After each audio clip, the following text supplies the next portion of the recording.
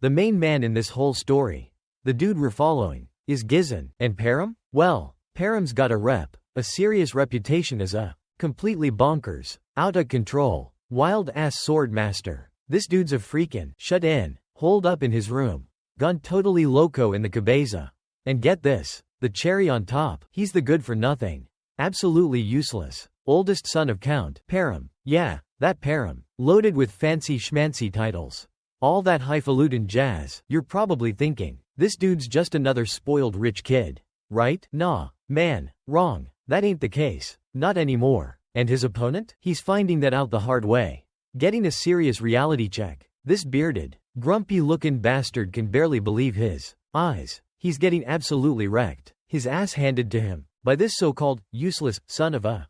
Well, you get the picture. Gizin, on the other hand, cool as a cucumber, like he's chilling in a fridge during this whole brawl. He's actually pretty stoked, low-key happy that all the dough he dropped setting up this trap is finally paying off. So, he asks the bearded dude, all casual like, yo, you enjoying the surprise? Which, of course, totally pisses off the bearded bastard. It's like Gizin knew exactly what was gonna go down. And you know what? He did. This infuriates the bearded bastard even more, because it's as if Gizin had a crystal ball or something. Well, Gizin ain't shy about it. He straight up owns it. He didn't just know his enemy's plans, nah.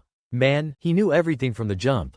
From the get-go, he knew how many soldiers there were, who the freakin' spies were, even who helped this dude get back up. He knew literally everything. The bearded bastard is completely floored. He knew about the reinforcements too? The bearded dude just loses it. Starts yelling his head off, totally in disbelief. He's livid, his ace in the hole. His secret weapon, exposed by someone he thought was a useless scrub. But Gizin ain't having any of it. He shuts him up with a swift kick to the face. A real solid boot to the kisser, making it crystal clear that this loudmouth can yap all he wants. But it ain't gonna change a thing. No matter how many battles go down, Gizin knows he's gonna win. You probably wonderin' how, right? How can he be so sure? How's he gonna win every single time? Well, because this dude, this Gizin, literally knows everything. Now, let's rewind a bit. Take a trip back in time. Almost a year ago, in the kingdom of Lithuania, near the Param estate, Gizin Param wakes up, and he's like, whoa, what the? He's alive. But he shouldn't be. He was supposed to be dead. Man, the last thing Gizin remembers. He was in a losing battle, getting his butt kicked by one of the continent's top 7 noble knights, a real heavy hitter, some dude named Eden. This cat was supposed to be the one to take him down, to ice Gizin. But on the flip side, Gizin wasn't no slouch, no punk. He was a straight-up baller. He held the title, the big-time rep, as one of the continent's top 7 mercenary kings. Man, known far and wide, a total legend, as Gizin Param, before offing Gizin. Before ending his life, Eden throws some shade, saying how he didn't expect to run into the trash, the bottom of the barrel scum of a fallen Param household. As far as Eden knows, Gizin had bounced out of there after his sister kicked the bucket, after she passed away, so it seemed like his name had faded, been forgotten, erased from everyone's memory. Gizin's all shook, like, whoa, for real? He's surprised to hear this and asks this bastard, how does this clown know so much about my past?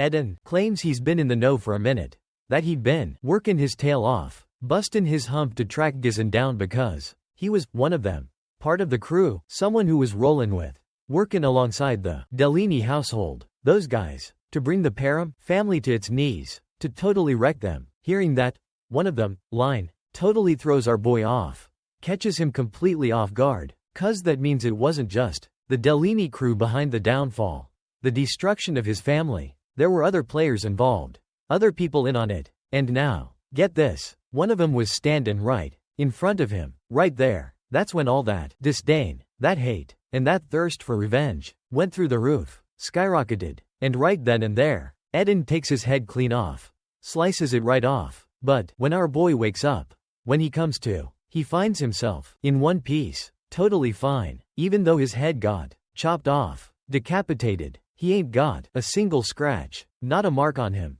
Not only that, but he also looks younger, way younger. He starts looking around, clueless, like, what the heck just happened? And just then, someone hollers at him, calls out to him with the title, Young Master, telling him to come on out. This dude is actually a param soldier, Ricardo. But poor Ricardo finds a sharp sword, a freaking blade pointed right at his neck, while our boys demanding answers. Telling him to spill the tea and answer his questions. Like, right now. Of course, the soldier's all confused. He has no clue what's going on. So he's like, alright, I'll answer anything. Just chill. He agrees to answer whatever his master asks. Even though, he's wondering, why's he gotta point a sword at me just to ask a few questions? Well, Gizen's also kinda taken aback, surprised by this, 'cause he wasn't expecting this kinda reaction, this level of fear, from someone he considers an enemy, someone he thought hated him. Ricardo's reaction is totally throwing him off. He's like, what's going on here? He wasn't expecting this from someone he pegged as an enemy. Someone like Ricardo quickly yanks himself free, breaks loose from his master's grip, reminding him that he'd totally wore himself out. Conked out after throwing a hissy fit earlier and passed out cold. Dude was stressed out, big time, totally freaking out about how he's gonna lead the crew, command the group to raid the orcs, go all pillaging and whatnot. As you can imagine, this makes absolutely zero sense to our boy, Gizen. Meanwhile, the soldiers telling him to grab his stuff, get his gear together, and haul ass out of there, 'cause the posse's waiting for him outside. All antsy and ready to roll. Our boy's clueless though, like, where the heck are we going?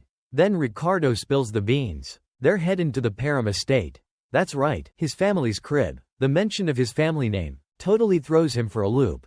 Leaves him dumbfounded, 'cause as far as he remembers, the Param estate was gone. Man, toast. History. They finally arrive, and Gizen gets a bird's eye view. A good look at the place from the hill, which totally clears up any doubt. It's definitely the Param estate, even though he saw it burned to a crisp, reduced to ashes way back when. Ricardo, all quiet like, muttering under his breath, tries to ask Gizen why he keeps calling his own home fallen. Like, dude, you might get kicked out if the count hears ya talkin' smack. Like any sane person would. Gizen pinches himself hard on the cheek. Is he dreamin'? But nope, the pain's real. Man, definitely not snoozing. So, he's not dreaming. He thinks it over, realizes he's got a younger face now. His crib's in great shape. The estate's looking good. If he puts two and two together, this can only mean one thing. He's gone back in time. He's traveled to the past. See, his younger self was a real pain in the butt. He hated the whole household, acted all immature and stuff 'cause he felt inferior. That led to a whole lot of trouble. As time went on, more and more people in the house started giving him the cold shoulder. He couldn't handle the criticism, the smack talk, so he bailed, ran away from home. But years later, he became a mercenary, a hired gun, survived tons of battles, honed his skills, became a total badass, made a name for himself, eventually went back to the Param country to make amends, to fix his past screw-ups. But by then, it was too late. His whole household was destroyed. Man, crushed to dust. Our boy lost everything, but now, it's all back. Everything he cherished is still here. All the people he cared about are still around. He's practically buzzing with excitement. He can't believe he's got a second chance, a do-over. He's gotten another shot at life, another chance to make things right. But it's way too early to get all hyped up, to start celebrating. From what he's gotten out of Ricardo, they're heading out to raid the orcs. Those nasty green-skinned goons. He totally remembers that day. That messed up day. It was the day most of his crew, practically everyone in his raid squad, bought the farm, kicked the bucket. In his past life, back then, he'd tagged along with, followed the orc raid squad trying to make a name for himself, to prove he was something. At the time, the intel said, the report claimed there were only 3 orcs, just a handful. So Gizen figured it'd be a cakewalk, easy peasy for a dude like him. Especially since he was a total noob, had zero experience leading a squad. But when he got there, things went south fast. There were more than 20 orcs, a whole freaking army. Almost all of his men ended up eating dirt because of his boneheaded moves, his foolishness and stubbornness. Right now, though, our guy's feeling pretty confident, thinking it should be totally doable, manageable, since those orcs ain't exactly strategic masterminds. They don't have a plan. They just charge in. The real problem is, will his soldiers trust him? Will they even listen to him? Considering they all think he's a good-for-nothing, useless bum, a total screw-up. Looks like he ain't got any time to prep, to come up with a plan. Because, bam, a watchtower gets blown to smithereens as a whole horde of orcs, a freaking army of him, comes charging in. Our guy's totally dumbfounded, his jaws on the floor. He's like, what in the world? He wasn't expecting these damned creatures, these green-skinned monsters to attack so early, to come out of nowhere like this. The orcs are wrecking shop, totally demolishing the soldiers left and right, and each orc's a freaking tank, strong enough to take down multiple foot soldiers, a bunch of guys at once. Without even breaking a sweat, the raid squad commander, Skav, jumps into the fray, into the thick of it, yelling for everyone to get into a defensive formation, to try and hold the line. But it ain't looking good. No formation's gonna hold up against these brute monsters, these absolute beasts who are slaughtering people left and right, like it's nothing. Even Skav's thinking they're screwed, they're toast. Getting ambushed like this, when they weren't even ready, is just brutal, a total nightmare. And to make things worse, there are way more of these damned monsters than they expected. The way things are going, at this rate, he's sure they're all gonna die. They're all gonna bite the dust. Suddenly, someone yells out to the commander, and when he turns around, he sees it, a massive monster, a huge freaking beast, about to wreck them all, smash him flat, crush him like a bug with its giant axe. Looks like the commander's out of time, doesn't have a second to spare, to save his own skin. That's when our boy, Gizzen, jumps in, launches himself like a freaking rocket, and yanks the commander out of the way. Then, he just slices through the monster's hand, clean as a whistle, like it's nothing but a dang cucumber. Everyone's totally stunned, jaws on the floor. They're all like, did that just happen? Gizzen made it look so easy, effortless. And this is the dude they thought was trash? The monster finally goes down. Timber, but Gizzen's low-key annoyed. His body still can't use mana. He walks back to the commander, all cool and collected, extends his hand, and basically says, gimme your command, demands the commander's authority. But the commander's like, nah, man, this ain't happening. Some useless idiot ain't gonna be calling the shots. Not while everyone's lives are on the line. So, he refuses, flat out. He even asks Gizzen, all sarcastic, you think this is a game? Like, are you kidding me right now? Even if Gizzen's the young master, Skav just can't hand over his authority, the power the Lord gave him, that easily. Well, Gizzen kinda figured this would happen. Nobody trusts him, and honestly, he's getting pretty ticked off. Just then, another monster charges at him. But Skav jumps in, gets right in the thick of things. He sees Gizzen as a clueless noob, a total idiot to be leading the troops. He thinks Gizzen is inexperienced. And frankly, a liability. Seems Gizzen has no choice but to show these knuckleheads what he's capable of. So, he lets his sword fly, sends it whizzing towards the monster with insane, lightning-fast speed. The commander starts chewing Gizzen out, yelling about insubordination, but he stops mid-sentence, jaws hanging open, when he sees the orc that was charging them is now, well, dead. The orc charging at them is down for the count, taken out with a single hit. One freaking blow from Gizzen's sword, drops dead instantly. The commander looks like he's about to crap his pants. He's totally speechless. Meanwhile, Gizzen looks at this fool and asks, do you even know the first thing about battle? Gizzen questions if this dude even understands the most basic thing about fighting a war. Of course, the commander doesn't have a clue. He's the real useless one here, the actual trash. So, Gizzen turns to the other soldiers, the ones who are scared stiff, terrified. He tells Skav straight up, you can't win a fight with a bunch of scaredy cats. There's no hope of winning when your troops are filled with fear. The first thing you gotta do is get some momentum going, get the troops fired up. With that said, Gizzen takes off again, a blur of motion. He grabs his sword, that's still stuck in the monster's head, and launches himself into the air, lands right on top of another orc, and bam, sword straight through the skull. Skav's jaw hits the floor again. He's completely stunned, but Gizzen, cool as ever, just yells at the other monsters, come get some, ya punks. If you wanna die, come at me. He's basically inviting them to get wrecked. Naturally, these dumb creatures charge at him, and Gizzen goes full on beast mode, swinging his sword like a caffeinated ninja. He's slicing and dicing every single one of these fools who try to get in his way. He's so fast, his speed, his moves, his reflexes, everything is just a blur. It's all happening so quickly that Skav can't even react. He's just frozen, staring in total disbelief. Even as a mana user, he's struggling to keep up. It's hard for him to even. How this skinny, scrawny young master is even pulling this off. How's he doing all this crazy stuff? Even Skov can see that our boy's getting tired. He's starting to wear down. He's still using the smallest, most subtle movements to dodge those attacks, and his swordsmanship is on point. He's hidden their weak spots, their vulnerabilities, like a manaless swordmaster, a dude with insane skills. Or maybe even something more, something even greater. But our guy's not ready to throw in the towel, to give up just yet. He tries to provoke, to trigger these mindless monsters, asking them, is that all you got? Seriously? Since they're not exactly living up to the hype, to their reputation as a warrior species, as these fearsome fighters, the other soldiers are totally stunned, staring in disbelief, seeing that all the orcs are charging at the young master.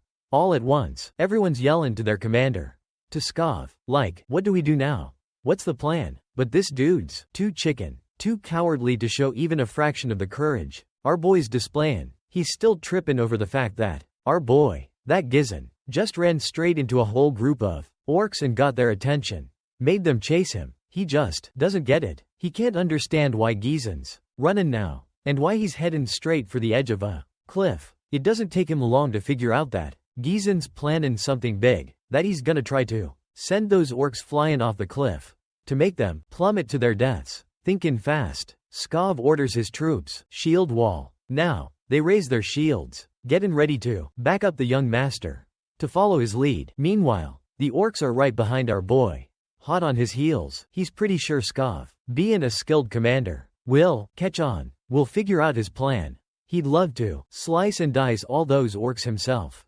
But he's running on fumes. His stamina's in the toilet. Still, this plan ain't half bad either. Once he finally gets to the edge, the cliff's edge, the orcs suddenly see the soldiers behind them, lined up, shields raised, ready to rumble. Without thinking twice, our boy jumps, leaps off the cliff, giving Skov the signal, do it now, it's go time. The soldiers charge, slamming into the orcs, and with one big push, those green-skinned goons go tumbling off the cliff, falling to their deaths. The plan worked. Every last one of those orcs is wiped out. The soldiers are wiped out too.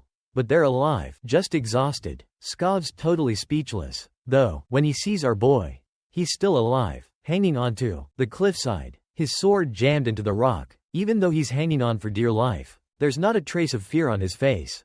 Just this confident smirk aimed right at Skov, at his commander. Dude's face is stone cold. Not a flicker of fear. Not even a flinch. He's fearless. Man, for a second, Skov's frozen. Then this proud smile spreads across his face. He reaches out but his hand's too short. He can't reach him. Gizon's grip cracks a huge grin. A big old cheeser. He's beaming. Man, practically bursting with pride, starts to slip. He can't hold on any longer. He starts to fall. And everyone's just stunned. Like, what the heck just happened?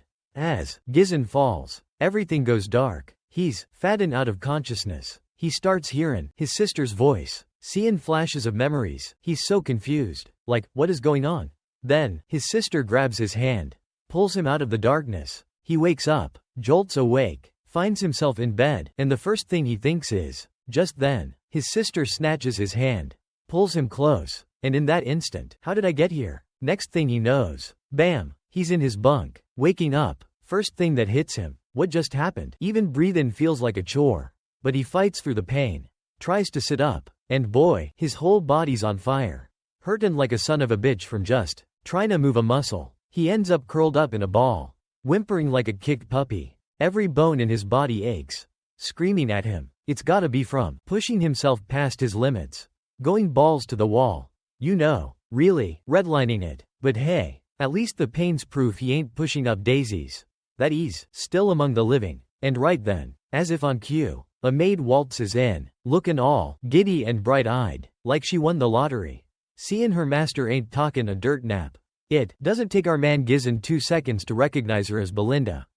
And while the girl's running her yap, flapping her gums about how he scared the bejesus out of her, how he gave her a heart attack practically. Well, that's when Gizon gets all mushy, starts laying it on thick about how much he put her through, and then wham! He jumps up like a jack in the box and gives her this huge, bone-crushing hug. He's holding on for dear life. Like she's a life raft in a stormy sea. She's totally bamboozled. Like, what the heck is going on here? But we all know he's just over the moon, tickled pink to see her again after all these dog years. See, back in the day, she was his personal maid, his right-hand woman, his main squeeze, you could say. Belinda, she'd been by his side since he was just a little tyke, a rugrat, a wee little fella, and even with all the crap he pulled, the trouble he stirred up, the general mayhem he created, she was the only one who stuck around, who didn't hightail it out of there. But after his family went belly up, went broke, lost everything, she vanished into thin air. He never thought he'd lay eyes on her again, not in a million years. And that's when he decides to spill the beans, to let Belinda in on the whole shebang. He starts dropping some serious truth bombs, some real mind-blowing stuff, saying that a major catastrophe, a real doozy, is gonna hit Param soon. And get this, he kicked the bucket, went to the great beyond, and then came back, like some kinda zombie or something. But naturally, Belinda ain't buying it. She thinks he's full of it, that he's lost his marbles. She agrees that those damn orcs almost turned him into Swiss cheese. But she ain't about to believe his crazy ass story. Take him seriously. She's like, okay, yeah, the orcs almost turned you into orc chow. But she ain't buyin' his wild tale, this crazy story. He tries again to explain, to lay it all out for her.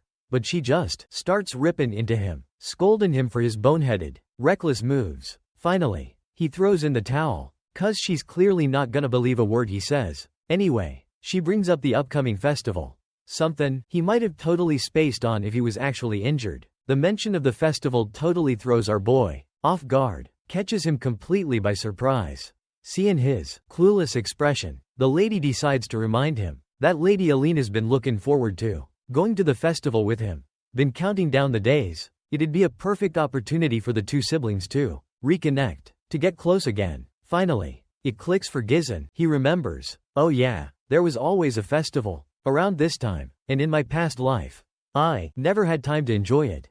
Too busy being all brooding and angsty. He asks her, so, how much time we got till this thing kicks off? How long until the festival starts?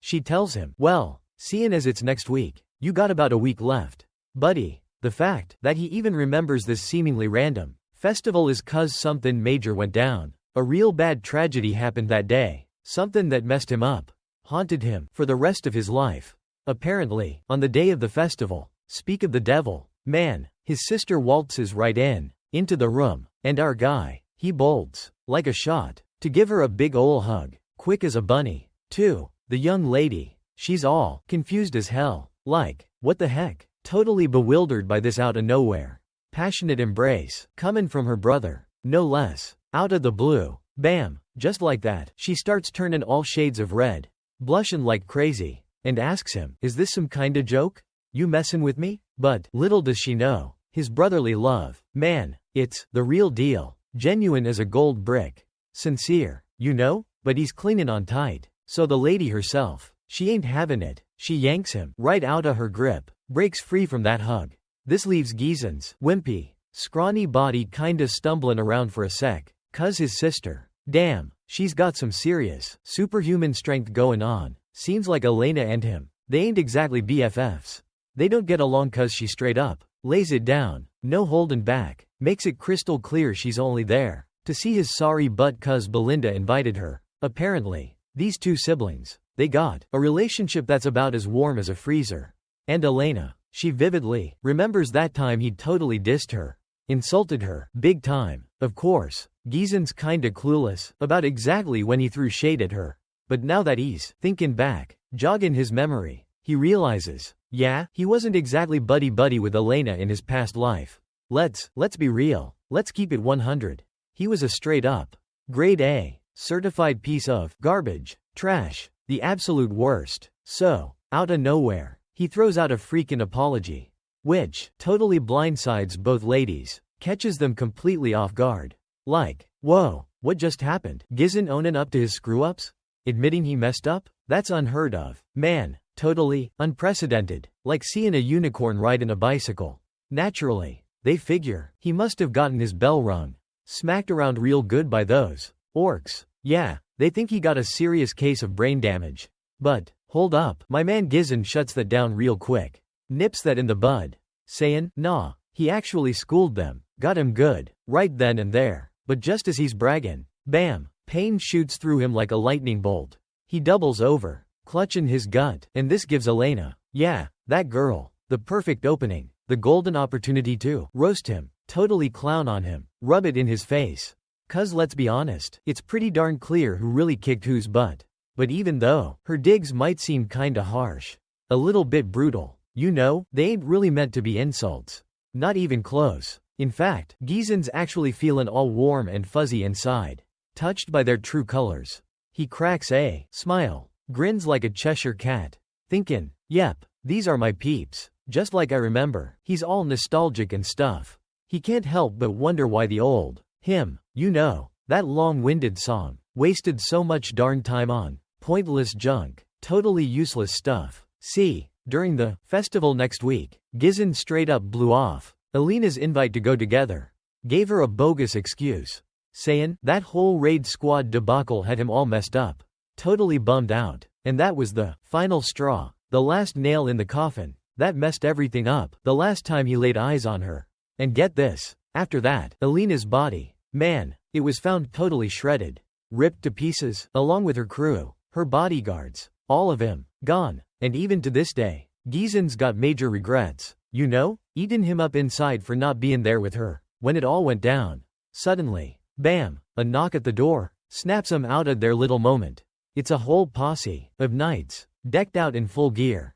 Turns out, they're her bodyguards. The dude with the dark brown hair, that's Jamal, and the guy standing right behind him, that's Philip. Elena's all like, yo, what's up? Why you guys here? You were supposed to be chillin' outside. You know? The dude apologizes, says, my bad, explains that the servants, they need her, want her to supervise, oversee their work, on all the festival stuff, the supplies and whatnot. Hearing this, Gizzen's all sorts of confused, scratching his head. He's like, why would they ask Elena to do that? Belinda, once again, seems kinda let down, a little disappointed to see Gizzen acting all clueless, spacey. So, she reminds him, hello? There's a major worker shortage in Param. Everybody's gotta pitch in, even the young lady. Ellipsis, gotta lend a hand. This is like, totally news to Gizzen, 'cause back in the day, he never gave a hoot about what was going on. So, yeah, it's obvious he doesn't know jack squat. Now that he's here though, he decides, alright, I'll help out. And once again, his little sister's jaw drops. She's totally taken aback, and both the girls, they're wondering, did this dude really get bonked on the head? For real? Later, we get to the festival area. And man, it's buzzin', a total madhouse. Everyone's running around like crazy. Their booths, setting up shop before the festival kicks off. Gets going, but they all start getting a little freaked out. A bit creeped out, ya know, when they hear that Gizzen wants in on the action. Wants to lend a hand. Meanwhile, his sister's still trying to ditch him. Give him the cold shoulder.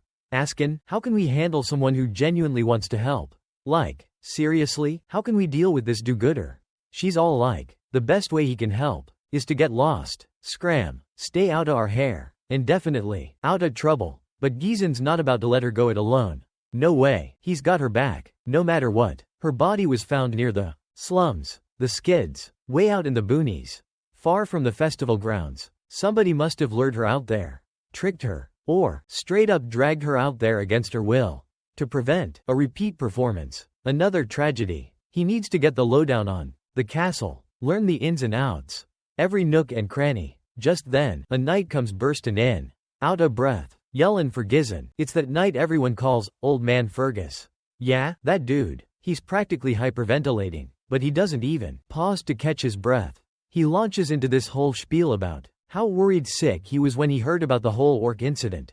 Gizzen's sister jumps in too, throwing shade, saying, he's been acting all kinds of weird lately.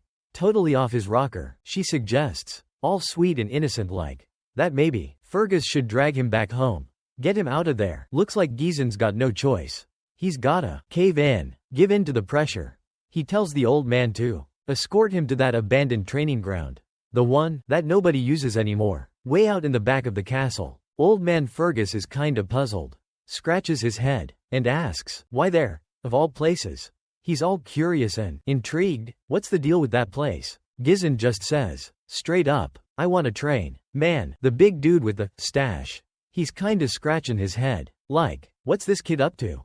But he doesn't question Gizzen's call. His judgment. Nah, he just rolls with it. Takes him to the training hall. Upon walking in, the first thing that hits Gizzen is, damn, this place is way nicer than he thought it would be. It's in way better condition than he expected. It's like the perfect spot to get his sweat on. To train. And the gear, the equipment, top notch, state of the art, stuff he's never even seen before, even back in his mercenary days. Crazy. The old man explains. Well, we kept it all maintained, spick and span, just in case Gizzen ever wanted to use it.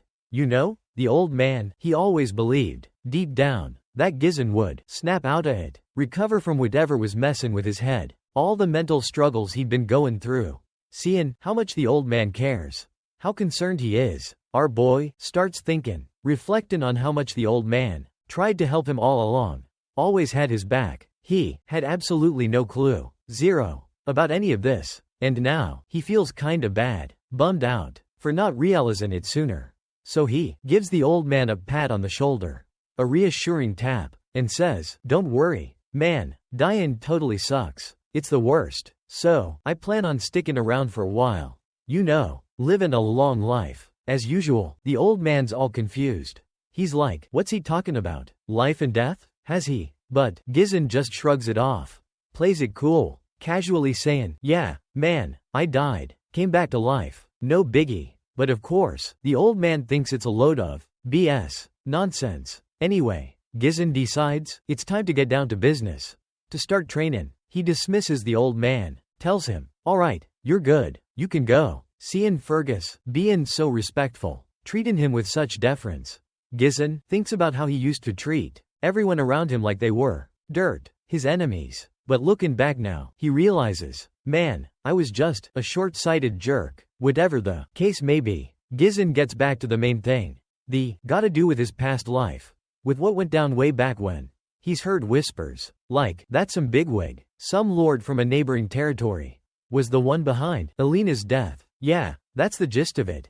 Some shady stuff went down. No doubt. And 'cause of that, Param got dragged into a full-blown war. A real nasty one. That ended up totally wrecking his whole house.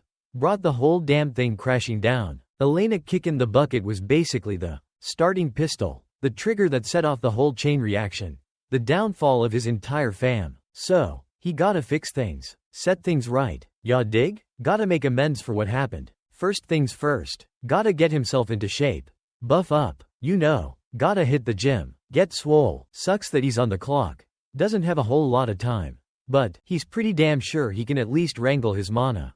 Get it under control. Mana's like, this supernatural juice. This power source that lets people break their limits. Become something more, something superhuman. You feel me? Lets him go beyond what they thought was possible. And most folks say that, just feeling the mana. Tapping into it, absorbing it, that's the hardest part, the real challenge. But for Gizzen, he managed to do that even on the battlefield. In the thick of it, when everything was going haywire, on a chaotic battlefield, that's crazy. He's gotta, like, connect to the mana particles floating around in the air, gotta wrangle them together, and bundle them up, almost like he's spinning a spool of thread or something. For a dude like him, a seasoned vet who's seen thousands, tens of thousands of battles. Making a mana core is like child's play. A walk in the park. But if it were that easy, everyone would be doing it, right? He wouldn't be one of the strongest 7 dudes in the whole damn land. He uses this method from this beat-up, half-buried book on magic he found, this ancient scroll, and, with the natural mana core everyone's born with, the basic one, Gizzen can make a second one. Hell, even a third one. He's a freaking mana prodigy. He links them all up. Creates this mesh of multiple cores, like a network of power, to generate this insane, explosive force. It's mind-blowing, and with the natural mana core all humans have as a base, Gizzen's able to whip up a second one. And yeah, even a third. Dude's a beast. He connects them all together. Creates this crazy mesh of multiple cores, like a freaking power grid, to unleash this explosive force, this massive surge of energy. Pushing himself this hard, it's taking a toll. Dude's spitting up blood. Blood's trickling from his nose. His face is drenched in sweat. Looking like he just ran a marathon. Guess he's hit his limit for now. Reached his current cap, even though he managed to crank out 5 cores in his past life. Back in the day, this technique, this whole multiple core thing, it's all about generating a huge burst of power in a short amount of time. A quick, devastating blast. The catch is, there's always a catch, right? It's super risky. Could totally backfire on him. Requires a crazy amount, a freaking huge amount, of mana in return. This was the main reason. The big kahuna, why he got his butt kicked by Eden in his past life. That dude brought a whole freaking army. An entire night order, when Gizzen was already running on fumes. Out of mana. If it had been a fair fight, a one-on-one, mano a mano, he woulda smoked him. No doubt. The technique itself is kinda wonky, unstable, but for now, it'll do. Besides, this time around, he's got a young body, a fresh start, and plenty of time to get it right. To master it, he's dead set on talking Eden down, claiming that dude's head, and those bastards, the scumbags back in House Delhi, the ones who helped wreck their country, they're going down too. Fast forward a week, and it's festival day. Finally, our boy is ready to roll, fully decked out, geared up, and walking through town like he owns the place. Unshakable confidence, you know? But as he's strolling, he spots his sister just standing there. She's totally surprised to see him. Like, whoa, what are you doing here? She's shocked, 'cause her brother, he's never been a fan of festivals, and now he's here? Not only that, but he's been acting all kinds of weird lately. And she's heard the rumors, how he's been doing nothing but training his butt off for the past week. Gizzen tries to play it cool, brush it off, reminding her, hey, as the next in line, the heir to a knight family, training's just what I do. It's natural, you know? But she throws him a major curveball. Totally calls him out, reminding him how he's always hated the whole idea of being the Lord. Talk in charge, which is one of the main reasons he and their dad never got along. Despite the jab, the burn, she starts walking away, a smile playing on her lips, happy to see him finally acting like he should, like he's supposed to. Her little remark makes Gizzen think, reflect on how his actions, his whole vibe, have started changing, not just how people see him, but his whole future, the path he's on. The general flow of things might still be the same, but it's getting harder to figure out how his actions are gonna mess with the smaller details. You know, us and his knowledge of what's supposed to happen, that's his responsibility now. He's gotta be smart about it, make the right moves. He needs to handle every situation, play it right. With that said, he's ready to face the punks who killed his sister. Later, he spends some time with his sister, keeping his guard up, staying on high alert. After a while, Alina's getting all tired of the same old song and dance, saying, there's nothing special about this festival. It's the same freaking thing every single year. Nothing new, nothing exciting, you know. Classic Elena. Meanwhile, Gizzen's off in his own world, lost in thought, realizing this shindig's almost over. It's winding down, and nothing major has gone down yet. Nothing important's happened. This makes him think, maybe, the future's done a 180. Changed up 'cause he's been stuck to Elena like glue. But just then, as that thought crosses his mind, boom, her bodyguards, these big, beefy dudes, show up, out of nowhere. They're all like, let's get you to a more happening spot, somewhere with a little more action. Let's have some fun. Let's turn up the party a notch. You know? So, they start escorting her away, and as they're leaving, Gizzen's brain starts working overtime. Putting 2 and 2 together. He's piecing together the puzzle. Like, wait a minute, it's gotta be these clowns. These bozos. These guys are the snakes. The traitors in our midst. Alina's escort knights, Jamal and Philip. These guys were supposed to be the most trusted knights in the whole damn family. The A-team. They were protecting Elena since she was a kid. Practically her shadow. Always there, and everyone knew they got iced. They were killed while they were protecting her in Gizzen's past life, in his previous go-around. But now, Gizzen's got this nagging feeling. This gut feeling. Something ain't right. It's a setup. A trap. He's sure of it. This stinks to high heaven. He thinks. He's convinced these guys are the rats. The double-crossers. The ones who betrayed the family. So, he tails them. Follows him discreetly. The spot they end up at is a ghost town. Completely deserted. Which, obviously, ticks Elena off. Makes her all grumpy. She starts going off. Complaining up a storm. Like, what the heck is this? Where are all the people? And while she's ranting, Gizzen's suspicions are getting stronger. more intense. At first glance, the street just seems empty. Like no big deal. But, he notices how all these obstacles are placed strategically. Like, blocking off all the escape routes. The ways out. This ain't random. He realizes, someone planned this. They set this up. It's all starting to click. He's snapped out of his thoughts when his sister grabs him, pulls him along. Come on, slowpoke, she says, and damn, her grip is strong, like surprisingly strong. Gizen's gotta ask, have you been hitting the weights or something? Damn, girl, you're strong, too strong for a young lady. He teases, but then Jamal steps in, stops her, and the look on his face, it's all bad news, screams bad intentions. Elena starts trembling, freaking out, like, what the hell's going on? Why are you acting so weird? She's totally spooked. Jamal's all, oh, sorry, didn't mean to scare ya. But then his face gets even creepier, more sinister, and he says, just need you to wait here a little longer. That's all, just a small favor, he says, all fake nice, a tiny little request, but it sends chills down everyone's spine. Something's definitely wrong. Gizen knows. Elena's freaking out, scared stiff, hopeless, and just then, out of nowhere, this dude strolls in, a guy with glasses, followed by two of his goons.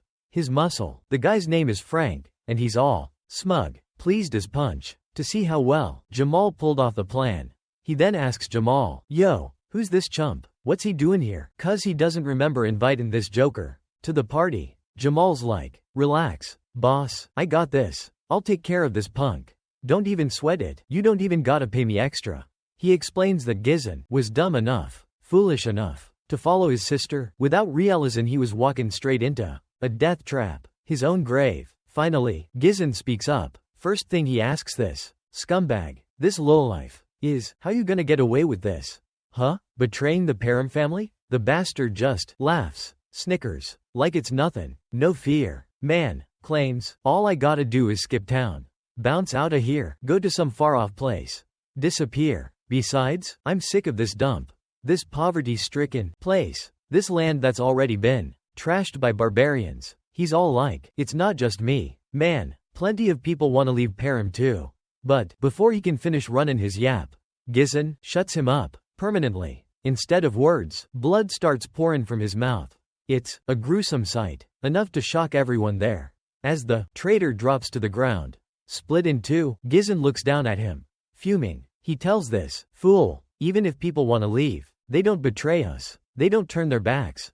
He's livid, seething with rage. He shoots a death glare at the other punk, who panics, grabs Elena, pulls her close, hopping to avoid the same fate as his buddy. But nah, he ain't that lucky. Doesn't make it. A sword goes right through his skull, pierces his head. The bastard trembles, chokes on his last breath, gasping for air. The lackeys who came with Frank are having second thoughts, like, should we even be messing with this guy? What's really blowing their minds is this dude really the eldest son of Param? As far as they know, he's never seen a day of real combat, no training, nothing. Frank though, he's sure it's him, the eldest son, but he still can't figure out how this guy took down two dudes so easily. And what's more shocking, even more freaky, is his attacks. They were juiced up with mana. Meanwhile, the girl, she's clinging to her brother, trembling, but he knocks her out cold, with a quick chop to the neck, tells her, take a nap, get some rest. Frank, the scumbag, actually thanks Gizen for talking out those 2 nights, claiming they were gonna deal with them anyway. He even starts kissing up, complimenting Gizen on his godlike dude skills. They're blown away, and they gotta ask, where'd you learn to fight like that? Man, who taught you those moves? But Gizen's not about to give up his secrets. He's like, nah, I'm good. Shuts him down real quick. None of your beeswax. He tells them, mind your own business. Then he checks him out. Sizes him up. 3 of them in total. 3 stooges. But only the one in the middle is giving off any serious mana vibes. Any real power. The other 2 are small fries. He thinks, this won't take long. Whatever the case, Gizen's ready to wrap this up. Finish this quickly. He's not here to play games. Before he makes his move, he's gotta know, who sent you? Who hired you for this ambush? Frank, the leader, he just smirks, this cocky grin on his face. Like, you serious? You're about to die. Why do you even care? That kinda attitude, like that matters now, he implies. Well, Gizen knows these punks aren't gonna cough up the info easily. They're tough nuts to crack, but he's got his own methods.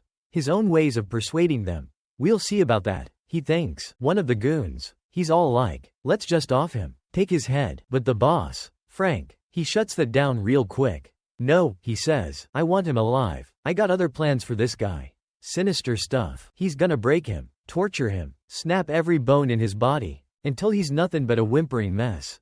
Completely helpless. He wants to leave him in agony. Pure suffering, unable to do anything but squirm and writhe in pain. This dude's messed up. He believes the pain, the torture, it's gotta be drawn out. Slow and excruciating, as brutal as possible. What a sicko. With that, two of the goons, they rush him, they charge, thinking they got him. But Gizzen, he's already anticipating this, so he pulls out a firecracker.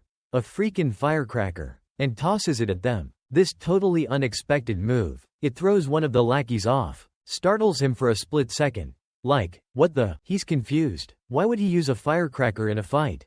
It's ridiculous. But that tiny moment of hesitation, that brief distraction, that's all Gizzen needs. It's his opening. In the blink of an eye, he strikes. Bam! One goon down. Out of the fight instantly. The other lackey, he charges in next. But Gizzen's ready for him too. He blocks the attack easily.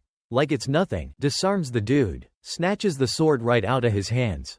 Smooth. Then, he finishes the job. Cuts the guy down without a second thought. And he makes it look easy. As soon as his goons drop, their leader, Frank, he doesn't hesitate. He goes straight for a cheap shot. Tries to blindside Gizzen. Attack him from behind. What a coward. Tries to get the jump on our guy. A real sucker punch. But, my guy's reflexes are insane. Lightning fast. He blocks the attack without even breaking a sweat. Like, please, try harder. Frank's stunned. Completely shocked. That his perfect plan, his flawless ambush, got completely screwed up. Totally backfired. How? Their whole sneak attack. Their whole plan. It's gone to crap. Totally busted. So, Gizzen, he doesn't waste a second. Doesn't even blink. He's like, alright, time for payback. And he goes straight into beast mode. Moving so freaking fast. So sudden, that Frank barely has time to react, to even flinch. The sword cuts deep, across the bastard's throat, and the pipe he was puffin' on, it goes flying, clatters to the ground. The bastard tries to recover, pull himself together, launches another attack, tries to get a hit in. But once again, Gizzen blocks it, effortlessly, like it's nothing. Frank, straight up admits, man, if I hadn't used mana, my throat would have been toast.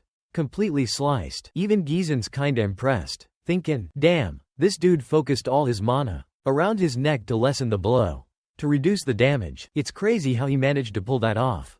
That's when Frank decides, alright, time to get serious, show his real skills. He grips his sword tight, white-knuckled, and charges at Gizzen, full force. But then he sees it, the grin on Gizzen's face.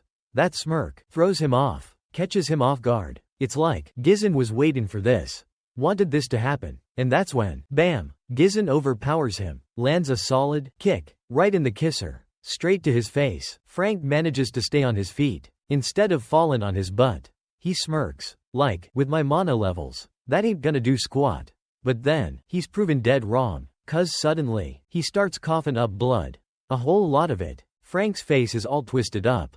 Confused, like, what the hell just happened? Even with all that mana protecting him, reinforcing his whole body, he's stunned. How did that happen? Even with thick mana reinforcing his entire body, he's baffled. How the hell did Gizzen get through my defenses? With pure skill. Man, nothing but skill. Meanwhile, Gizzen's thinking about how he never found out who was behind his sister's murder. But now he knows. And he's gonna make this punk pay.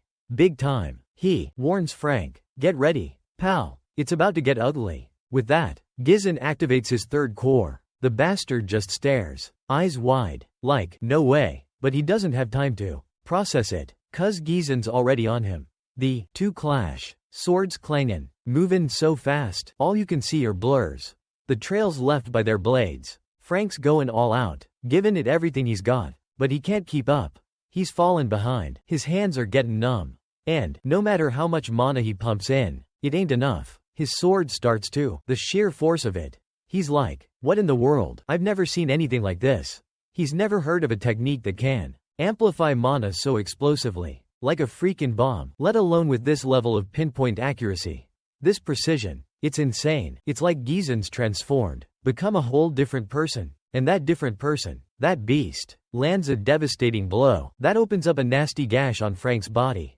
A deep cut. But Gizen's not done yet. Not even close. He drives his blade deeper. Into his sister's killer. Into Frank. With everything he's got. Full force. But he doesn't kill him. Not yet. He's got questions that need answering. There's things he needs to know.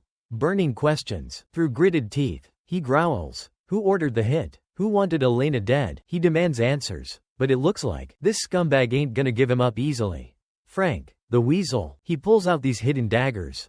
These sneaky little blades, like he's some kind of ninja. But before he can chuck him at Elena, these weird threads, they shoot out. They wrap around his hand, stopping him cold, locking him in place. And the one controlling those threads is Gizen, of course.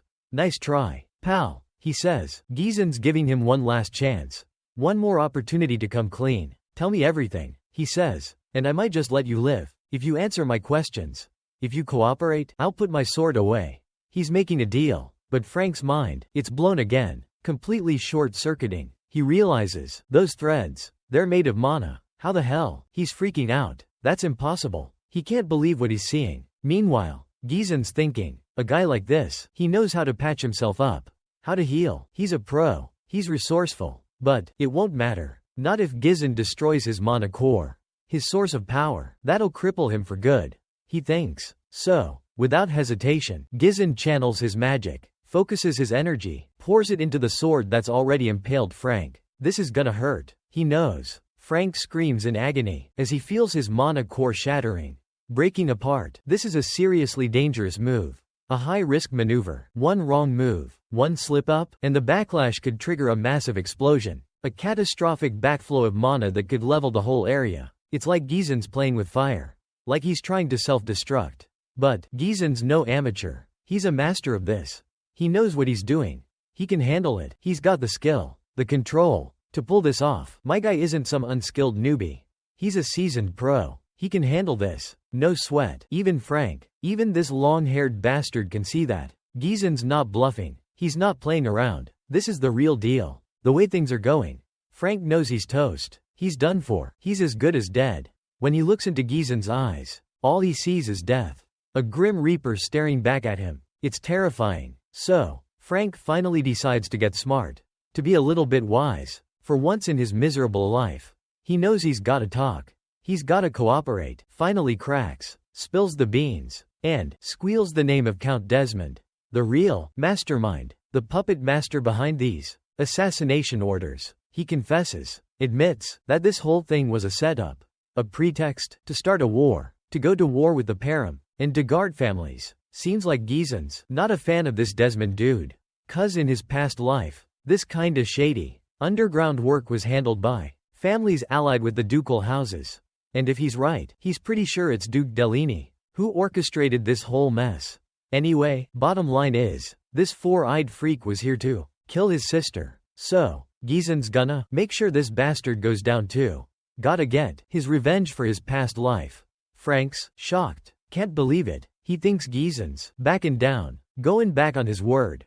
But, our hero reminds this scumbag, you did all this, committed all these sins, so you don't get to be scared now. This punk has no right to be terrified, when it's his turn to be the victim. But to Gizen's surprise, the bastard starts laughing, snickering, even as he's dying. This dude's convinced that nothing will change, even if Gizen kills him. 'Cause he's already done the dirty work, set things in motion with the Degard family.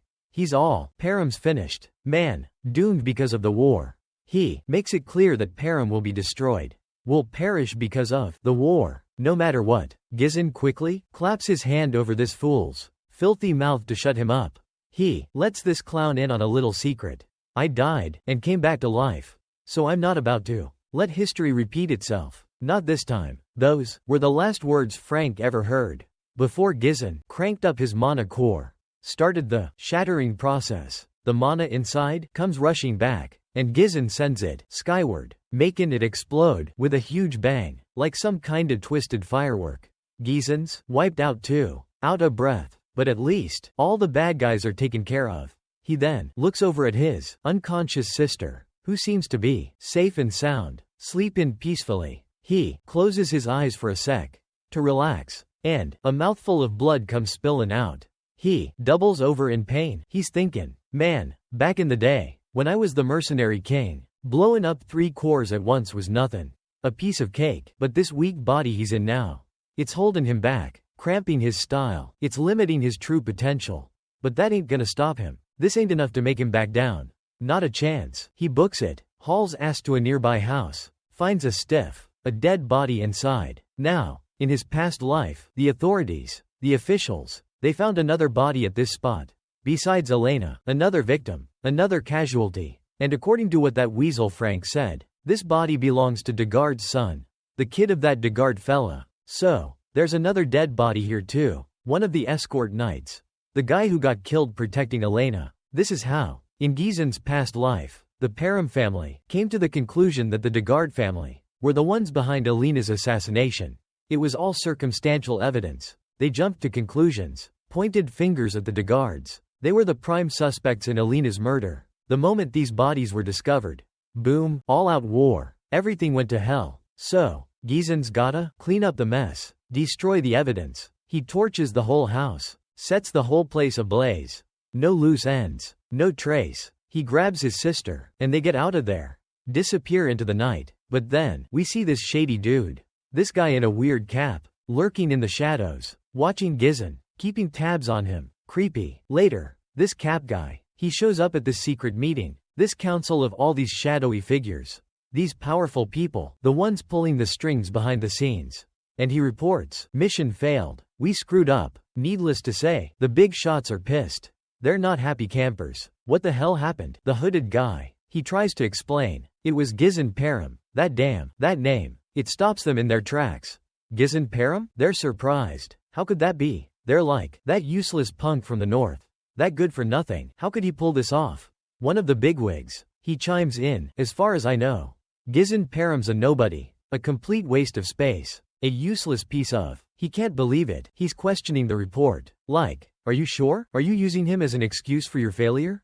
Don't lie to me. But the cap guy insists. No, he was different. He was nothing like the rumors. The intel we had on him. He was like a whole other person.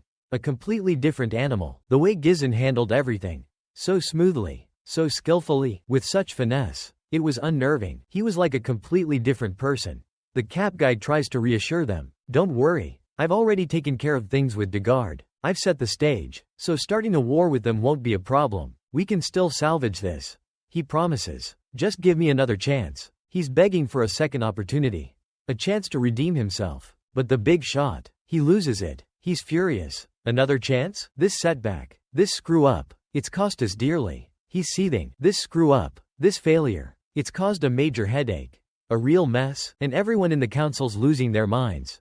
Freaking out. They're all yelling. Just get rid of him. Eliminate that Gizen punk. Take him out. They're furious. Demanding blood. That's when the head honcho, the big cheese among the big shots, he steps in, speaks up, calms everyone down. He's like, all right, settle down. He asks the hooded guy, what's your plan? How are you gonna handle this Gizen kid? The hooded guy's all, we'll arrange a duel. A nice, clean fight. A one-on-one showdown. Completely above board. He says, all innocent like. And the guy we're putting up against him, he's a real powerhouse. A force to be reckoned with. They're intrigued. Oh really? Who is this guy? They want to know. The hooded guy's like, his name's Kane Lowe's, and he's got a rep. A serious reputation. He's known for his brute strength. His raw power with a sword. He's a beast. A monster with a blade. Despite being young, he's the definition of strength. A walking tank. He's confident. Completely sure of himself. There's no one in the north who can match him. No way. He's unstoppable. He boasts. Plus, he adds, Kane's Jesus' cousin. So you know he's got the right connections. He's laying it on thick. This is a sure thing. He implies, it'll all seem natural, organic. They won't suspect a thing. He's trying to make it sound foolproof. Everyone goes quiet. They're thinking it over. Considering the plan, they're mulling it over. Weighing the pros and cons. The big shot, though, he makes it crystal clear. If this fails too, if you screw this up, there won't be another chance.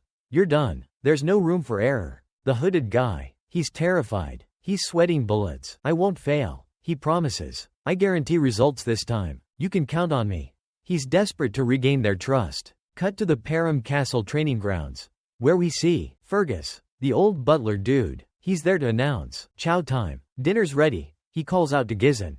But then, he sees this weird rope. This thing made of mana. Flying towards him, it snags the sword hanging on the wall, right beside him, and then zips back, retracts quickly. With the sword attached, it's like magic, but it's mana. After practicing this for a while, Gizan's pleased with himself. He's making progress. Finally, he thinks. That's when he notices Fergus, the old man, who immediately bows his head respectfully. "My apologies, young master, for interrupting your training," but he can't hide his curiosity. He's gotta know. How did you do that? What was that? He's genuinely curious. He's never seen anything like it. Gizan explains. All casual. Mana threads. It's no big deal. It's like using mana as string. Like weaving with magic. Back in my old life, I used it all the time. He says, it was second nature. But he adds, right now, I'm not as strong as I used to be. So, I gotta push my core pretty hard to use it. I gotta almost make it explode. I'm still a little rusty. He admits, I don't have enough mana yet. But, he continues, if I just use a single thread, if I keep it simple, I can conserve my mana. I can make it work. He's figuring things out, adapting. He's confident. He can still make it work. Even with limited juice, he can use it effectively. Despite being low on mana, Fergus is impressed. He's like, damn, you've been training your mana for a long time. Huh? He assumes Gizan's been honing his skills, practicing diligently. But, he's never seen anything like this mana thread technique before. It's new to him. Now that he thinks about it, he remembers, just a while ago, Gizan wasn't even using mana, let alone training with it. He was a total newbie.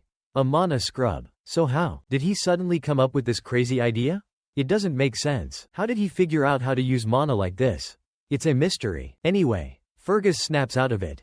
Remembers why he's there. He's gotta get back on track. Focus on the task at hand. He bows his head slightly, all humble and respectful, and says, thank you, young master, for protecting Lady Elena. He's expressing his gratitude, but Gizan's like, no need for thanks, old man, she's my sister. I would have done it for anyone. It's what family does. It's unconditional. Few days pass, time goes by, and the festival, it's put on hold, postponed indefinitely, which makes sense, considering one of the guardian knights tried to traffic the young lady.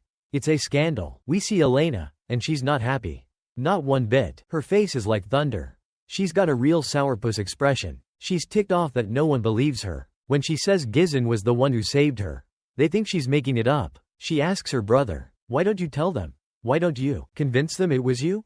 But Gizan just shrugs, like, whatever. He doesn't care. It wouldn't matter anyway. He thinks, they wouldn't believe me either.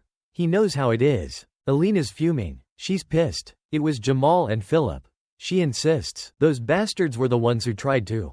She can't even say it. The thought of those traitors, those supposed protectors, trying to harm her, it makes her blood boil. Regardless, Gizan's just relieved she's safe. That he stopped them, he saved her life, and he prevented a war. That's all that matters. But, he thinks, those bastards won't stay down for long. They'll be back. He knows. They'll try something else. He can't protect her forever. Not on his own. He needs to build up his strength, his forces. He needs an army. Just then, a maid comes in with his food, his meal. But when she sets it down, Gizan's confused. What's this? It's just a dry piece of bread. Nothing fancy. Nothing tasty. Where's the good stuff? He's used to better, to feasts and banquets. He asks Elena, what gives? Why am I getting scraps? She explains, it's because of the whole festival incident. The mess that happened. There have been budget cuts. She says, making air quotes. Suddenly, this loudmouth, this obnoxious, fat dude starts yelling, demanding compensation, money for the festival being cancelled. He's like, you owe me. I lost money because of this. He's making a scene, and it's not just him. There's a whole crowd of these chubby complainers, these entitled fatties, all whining about the same thing. Merchants rise in hell, protesting and making a ruckus outside the castle walls. Their demands are simple, straight to the point. They want their damn compensation, their money back for all the losses they took. Our boy Gizan peeps out the window, all curious, and asks about the angry mob, the rabble rousing outside. That's when Belinda reminds him that this whole country's packed with merchants, dudes who make their bread and butter. Their whole living from the profits, the big bucks raked in by the festival. Last year, the merchants had a killer season, a real banner year. But, since the whole shebang got shut down, canned after just one day, It's kinda obvious why they're throwing a fit. Gizon, though, clueless as a newborn babe, didn't realize until this very moment just how screwed up, how badly his country's doing financially. It's a real wake-up call. He knows if he doesn't pony up, doesn't meet these guys' demands, things are gonna get ugly. Way more aggressive. So he tells Fergus, get the soldiers out there. Tell him to chill these guys out. Pronto. But the old man just casually drops a bomb. Like, nah, we ain't got no soldiers to spare. Bruh, he explains, all nonchalant, that most of the troops are Mia, deployed to that spooky-ass forest of monsters, for some serious reconstruction, cleaning up the mess left by that nasty orc raid. That whole kerfuffle. So basically, they're rebuilding, fixing stuff 'cause of the damage from those green-skinned punks. Well, looks like Gizon's in deeper doo-doo than he thought. It's getting real. See, Param's stuck in this never-ending war, this endless cycle of violence. It's a real pickle. Param's practically in a perpetual state of war, a never-ending battle royale. Up north, they're constantly scrapping with barbarians, those wild-ass, axe-wielding crazies, and then there's that creepy forest of monsters, that freakin' haunted wood where creepy crawlies, all sorts of nasty beasties, can pop out at any given moment. And since he's broke as a joke, ain't got 2 pennies to rub together, he ain't got soldiers either. It's a vicious cycle, a real catch-22. This whole situation's got him sweating bullets. Adding to his already hefty pile of worries, he pulls Belinda aside, takes her for a little powwow, a private convo, and under his breath, he's like, look, you're the one handling my finances, my dough, so we gotta chill these merchants out. Gotta smooth things over somehow. But the lady lays it down, gives it to him straight. Honey, we're flat broke, ain't nothing left. He's all, what, how? So she breaks it down for him. Explains that there ain't a single coin left in the treasury. When he asks why, she reminds him that Pops, the big cheese, cut off his allowance 'cause he was always blowing through cash like it was going out of style. Spending money like a drunken sailor. The thought of being broke, of having nothing, it makes him sick to his stomach. So, he's like, yo, Belinda, spot me some cash, hook a brother up. But the lady's like, wish I could, honey, but I'm tapped out too. Talk about bad luck, the lady's got nothing either. Nada. It's a total bust. It's like the universe is against him. Everything's going wrong. No money, no soldiers. What the heck does he even have going for him? It's a real bummer. Without even a measly dime to his name, his hands are tied. There ain't nothing he can do. It's a real pickle, even with his future vision. His knowledge of what's to come. It's useless without some serious cash. Gotta get some cheddar, some serious dough first, to make any of this crazy plan work. But just as he's wrapping his brain around it, Ricardo comes bustin' in, hauling ass at full speed. Like a bat outta hell, running like the hounds of hell are on his tail. Dude's totally winded, out of breath. Gizon's like, yo, what's the 411? What's got your panties in a bunch? Why you in such a freakin' hurry? Ricardo, practically screaming bloody murder, shouting at the top of his lungs, like he's trying to wake the dead, says, we got a problem, a big one, apparently. Young Master C, that punk, wants to see Gizon, demands an audience. The mention of C throws Gizon off guard, catches him by surprise. That's when we see one of Gizon's boys, Commander Skov, getting his ass handed to him, totally wrecked and demolished by Kane. That behemoth, Kane's ripped muscles, his sheer brute force, are literally crushing the knight's face like a freakin' grape in a winepress. Dude's getting squashed like a bug. Each punch lands like a sledgehammer. A freakin' piledriver. It's brutal. Kane ain't holding back. He's going all out, giving it his all. The final blow, the last punch, finally knocks the poor knight out cold. Lights out. Gizon shows up just in the nick of time to see his man down for the count. Sprawled out on the ground, totally messed up, injured bad. The look on Gizon's face says it all. He ain't happy. Not one bit. Dude's about to lose it. He's seeing red. Ain't thrilled to see his knight in such a pitiful state, all beat up and broken. Anger's burning in his eyes. He turns to face his cousin. That punk ass, Kane. The dude's so freaking huge. So jacked. That Gizon looks like a pipsqueak. A puny little runt next to him.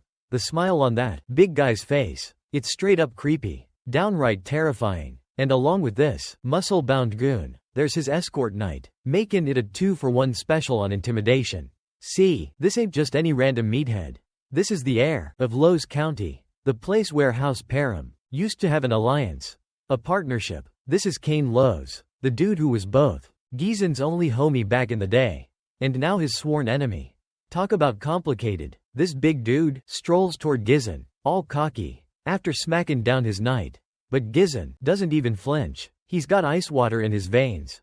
He calmly asks Ricardo, "Alright, spill it. What the hell happened here? What started this whole mess?" Ricardo, quick on the draw, lays it all out, explains that they got a call, a report of some shenanigans going down at a tavern, a real barroom brawl. That's where they found Kane and his goon squad, his escort knight, throwing down. And then Kane, all smug and superior, asks Commander Skov, "Yo, is this true? What's all this I hear about young Master Gizen?" So, Commander Skov, trying to smooth things over, spills the tea, tells him about the rumors, all the gossip about our boy Gizen.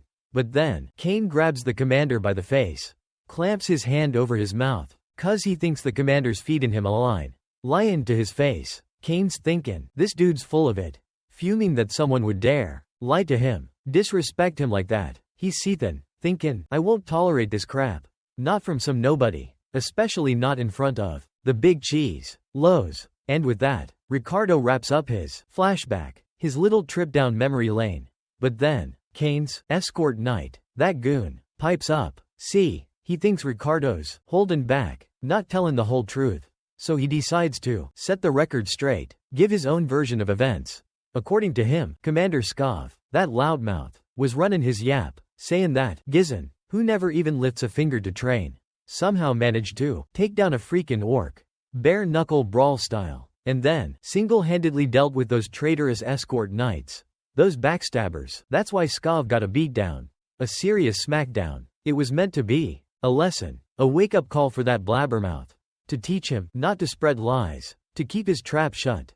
The knight, all smug and self-satisfied, claims that none of this drama, this whole fiasco, would have gone down if Skov hadn't been spouting BS in the first place.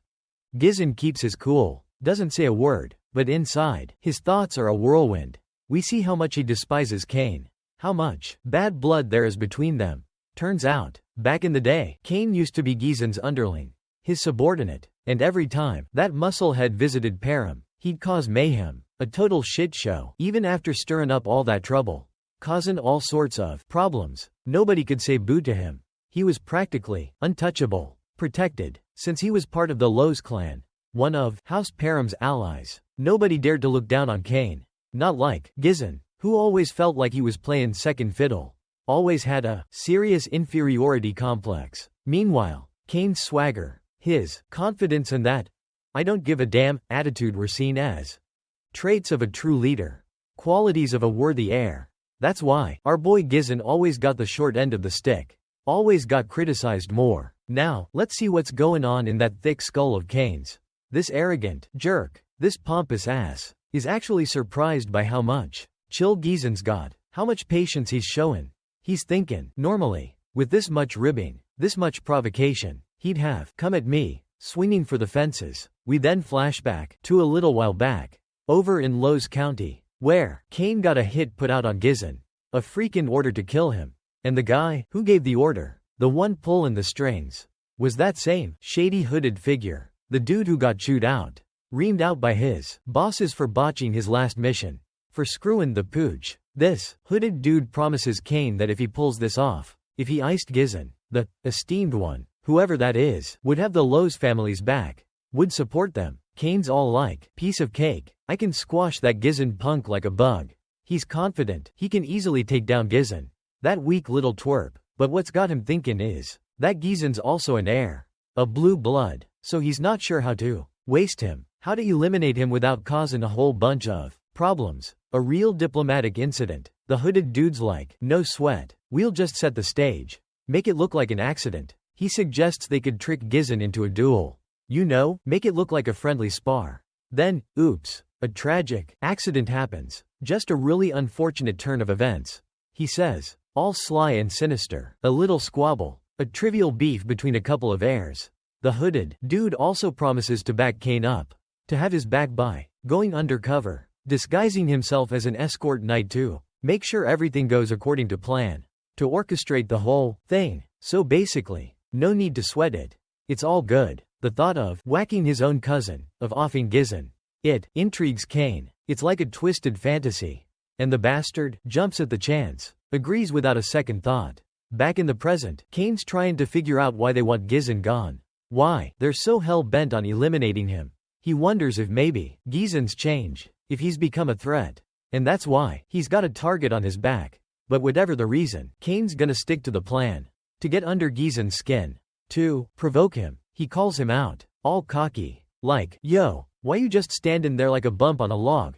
We're facing off here. So, you better get your act together. Make some arrangements. Gizzen's all arrangements? What the hell are you talking about? He's clueless. Kane reminds him, heard the festival got crapped on. Got shut down. So why not spice things up? You know, liven up the mood. Have a little fun? He's being all suggestive. He reminds Gizzen how they always used to be on the same page. When it came to this kind of stuff. How they used to get down and dirty. How they used to party. Gizzen's pretty much stone-faced. Doesn't give much away. He just asks, all cryptic and mysterious. You talking about booze? You talking about getting hammered? See, this entitled prick. This arrogant bastard always expected Gizzen to supply him with booze and broads. With alcohol and women. Every single time he showed up. And back then, Gizzen would cave in, give him what he wanted. Just to avoid getting the crap beat out of him. But those days are over. He ain't putting up with this punk's BS anymore. Because of Kane. Because of his constant demands. Gizzen had to shell out a ton of cash. Bleed money, which is a big reason why his old man, his father, cut off his allowance. But it looks like Gizzen's finally put 2 and 2 together. Figured out the real reason behind his money troubles. And he's pretty damn sure that Kane is also the key to fixing this mess. To solving this problem. Meanwhile, Kane's getting impatient. He keeps on harping on it. Demanding, bring out the goods. Now, I want my booze and women. Pronto. Gizzen plays along. Pretends to agree. Tells him, sure thing. I'll get him for you right away. But then he adds, but first, you gotta pay up. Gotta settle your debts. He's calling him out. The hooded dude. That sneaky bastard. Can sense a shift in the air. Can feel the vibe Gizzen's putting out. It's different. More assertive. Even Kane straightens up. Gets serious. He asks, debts? What debts are you talking about? He's caught off guard. Gizzen just smiles. A real pleasant, disarming smile. And reminds him, remember all those times you came here? Demanding this and that? He reminds Kane how he used to take care of everything. How he arranged everything Kane asked for. And it all cost money. So now, he says, back, every single penny. That's at least 1,000 gold pieces. Buddy, Kane's jaw drops. He's dumbfounded. Flabbergasted by such a ridiculous demand. Such a blatant rip-off. He's thinking, that's insane. All that crap should have cost no more than 100 gold. Tops. Besides, Kane always assumed that Gizzen did all that stuff cause they were, you know, friends. It was like a friends with benefits situation. You scratch my back, I'll scratch yours kinda deal. But Gizzen wouldn't exactly call what they had a friendship. Not after being this jerk's doormat, his personal whipping boy, for so long. He's been putting up with Kane's crap for far too long. And now, payback's due. He wants his money. Wants this entitled punk to cough up the dough. Or else, he's looking at Kane like, pay up, or pay the price. Gizzen's desperate. He needs that money, badly. He ain't letting this golden opportunity slip away. Not this time. He's gonna get his due. One way or another. A thick silence fills the room. You could hear a pin drop. Even Gizzen's night. Even Ricardo's sweating bullets. Nervous as hell after that bold-ass statement. That power move Gizzen just pulled. The big guy, Kane, jumps to his feet, fuming, seething with rage. He's livid. He doesn't like Gizzen getting all uppity. All high and mighty. He's thinking, this little punk's getting too big for his britches. He figures Gizzen's getting a swelled head. Letting all those rumors, all that gossip about his recent exploits, go to his head. That's why he's acting all tough now. All cocky and bold. But to Kane, Gizzen's still nothing but a leech. A parasite. A freeloader living off the fat of the land. So the big man balls up his fist. Clenches it tight. Ready to squash this bug. To end this punk once and for all. But as Kane's fist comes flying at him, aimed straight for his face, Gizzen doesn't even flinch. He's cool as a cucumber. Doesn't so much as bat an eye. Just before the punch connects. Right at the last second, he subtly shifts his body. Just a slight tilt. and lets the punch whiz by, missing him completely. It's like he's a freaking ghost. The whole scene is mind-blowing. Totally unexpected. Kane roars, swings again, this time with even more fury, putting all his weight behind it. But Gizzen ducks down, low to the ground, and then wham, he delivers a lightning-fast, open-handed strike, right to the big guy's gut. The impact's so powerful, so freaking intense, that it almost makes Kane cough up a lung, almost makes him spit up blood. Kane tries to recover, tries to swing again, but Gizzen stops him mid-swing, shuts him down cold. Even though Kane didn't actually get hurt, he wasn't really injured. He acts like he's in agony, clutches his stomach, and groans. The hooded figure rushes over, all panicked. "Oh my god, are you okay?" But it's pretty obvious that Kane's not alright. Not by a long shot. This dude's pride, the only thing bigger than his massive body, is completely shattered, broken into a million pieces. Gizzen, cool as a cucumber, says, "Quit your bellyaching, quit your whining. That punch wasn't even that hard. Stop being such a drama queen." Didn't lay a finger on him, didn't do a lick of damage. But Kane's still going on, faking it, pretending like he's catching the worst beatdown of his life. The onlookers in the HB, they're all bugging out, jaws on the floor, totally speechless, can't wrap their heads around what they just saw with their own two eyes. Gizzen, the dude everyone called a weak-ass airhead, just schooled Chloe's, took him down without even breaking a sweat, and the whole room's trippin'. Nobody knows what to think. It's obvious, though, my guy can see right through this clown. He knows this bastard is totally full of it, straight up pretendin', and he's clocking what Kane's trying to pull here, what this big-headed jerk is hopping to achieve with this whole charade. Then the big goon whips around to his hooded goon, asking if he dug the performance. Naturally, the hooded creep gives him props. Big ups for the Oscar-worthy act. Chloe's totally set the stage. Man, made it look like Gizzen was the one in the wrong, like it was all his fault. Made him look bad in everyone's eyes. So this little stunt, this whole song and dance, should be more than enough to justify a throwdown. A duel. Kane's practically drooling, ready to pounce on this opportunity cuz helping the bigwigs ice Gizzen, getting rid of him, means he'll be in good with the top dogs. He'll have the big shots backing him up. And this dude, he's thirsty for that kind of power. Wants the support of the higher-ups.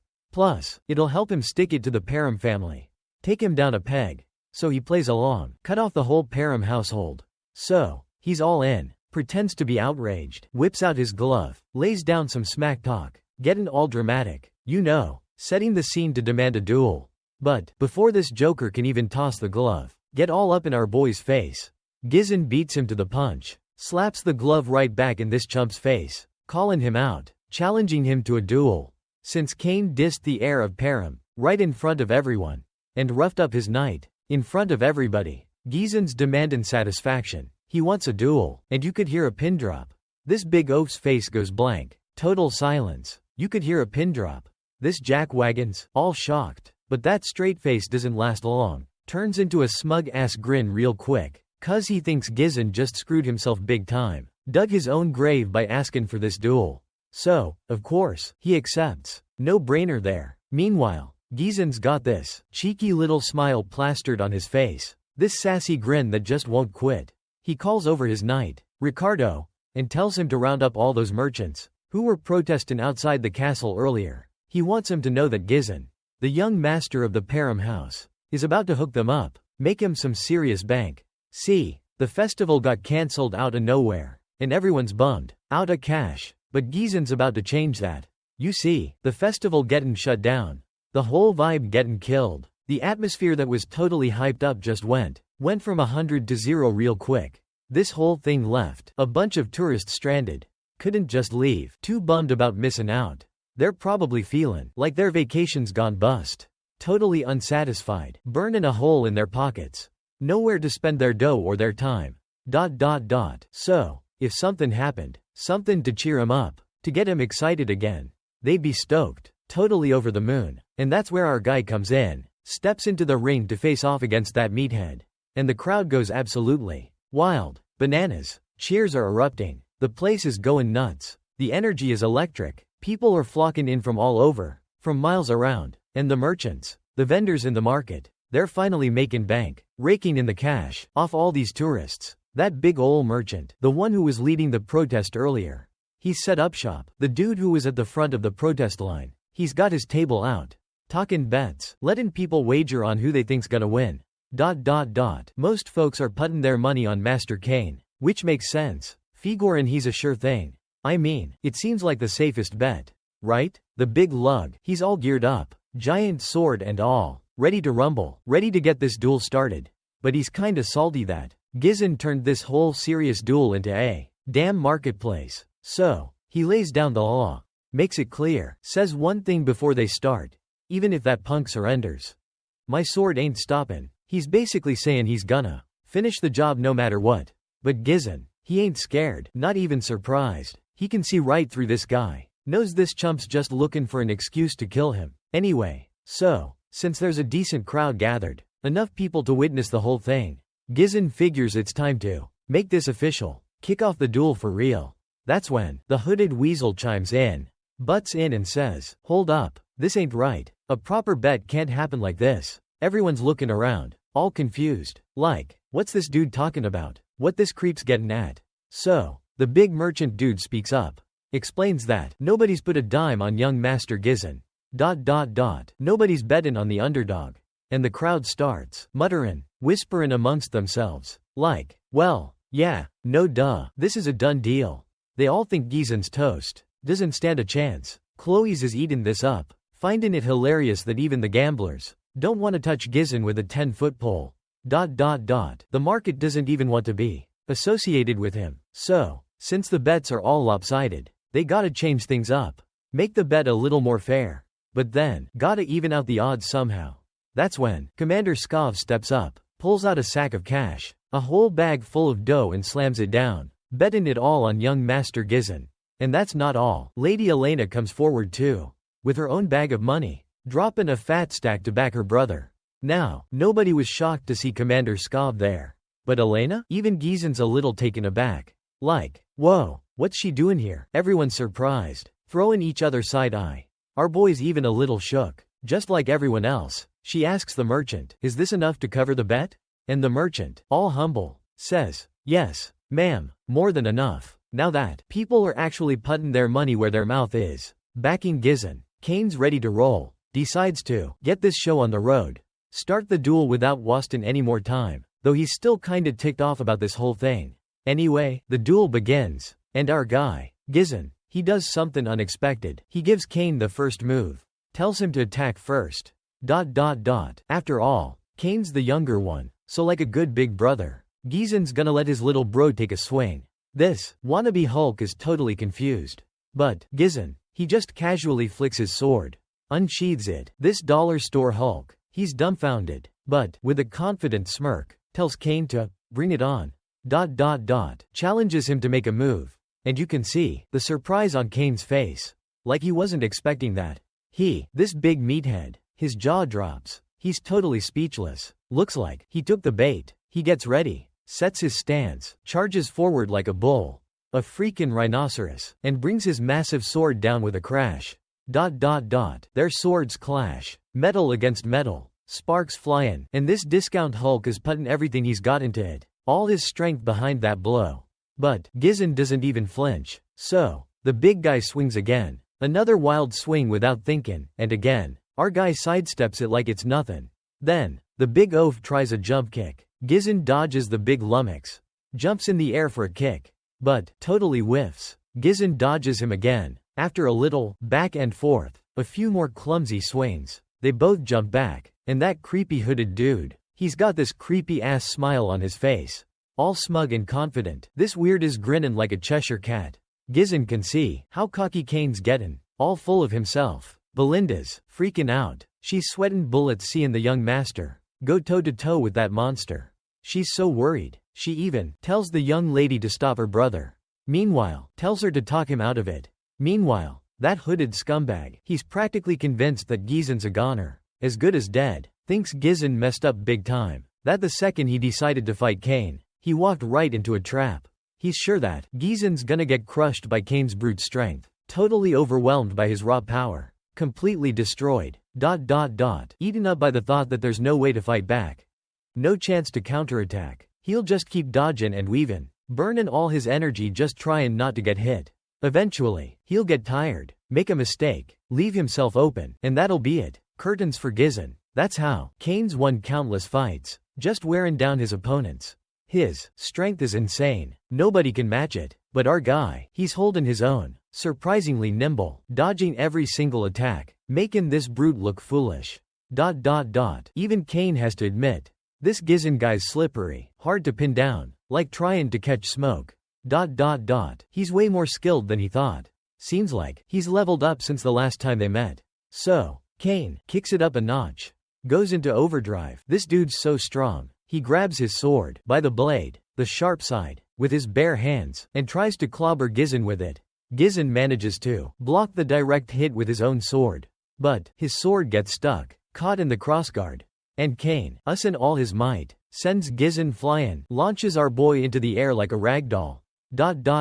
Everyone's stunned, mouths agape, watching the young master, soaring through the air. The only one happy about this is that hooded creep. He's thinking, yes, it's over, certain that Gizon's done for. But this dude's about to be in for a rude awakening. While Gizon's up there, airborne, looking like he's about to crash, he's about to get a reality check. While Gizon's up in the air, he focuses his mana, channels it into his legs, regains his balance, and sticks the landing. Boom.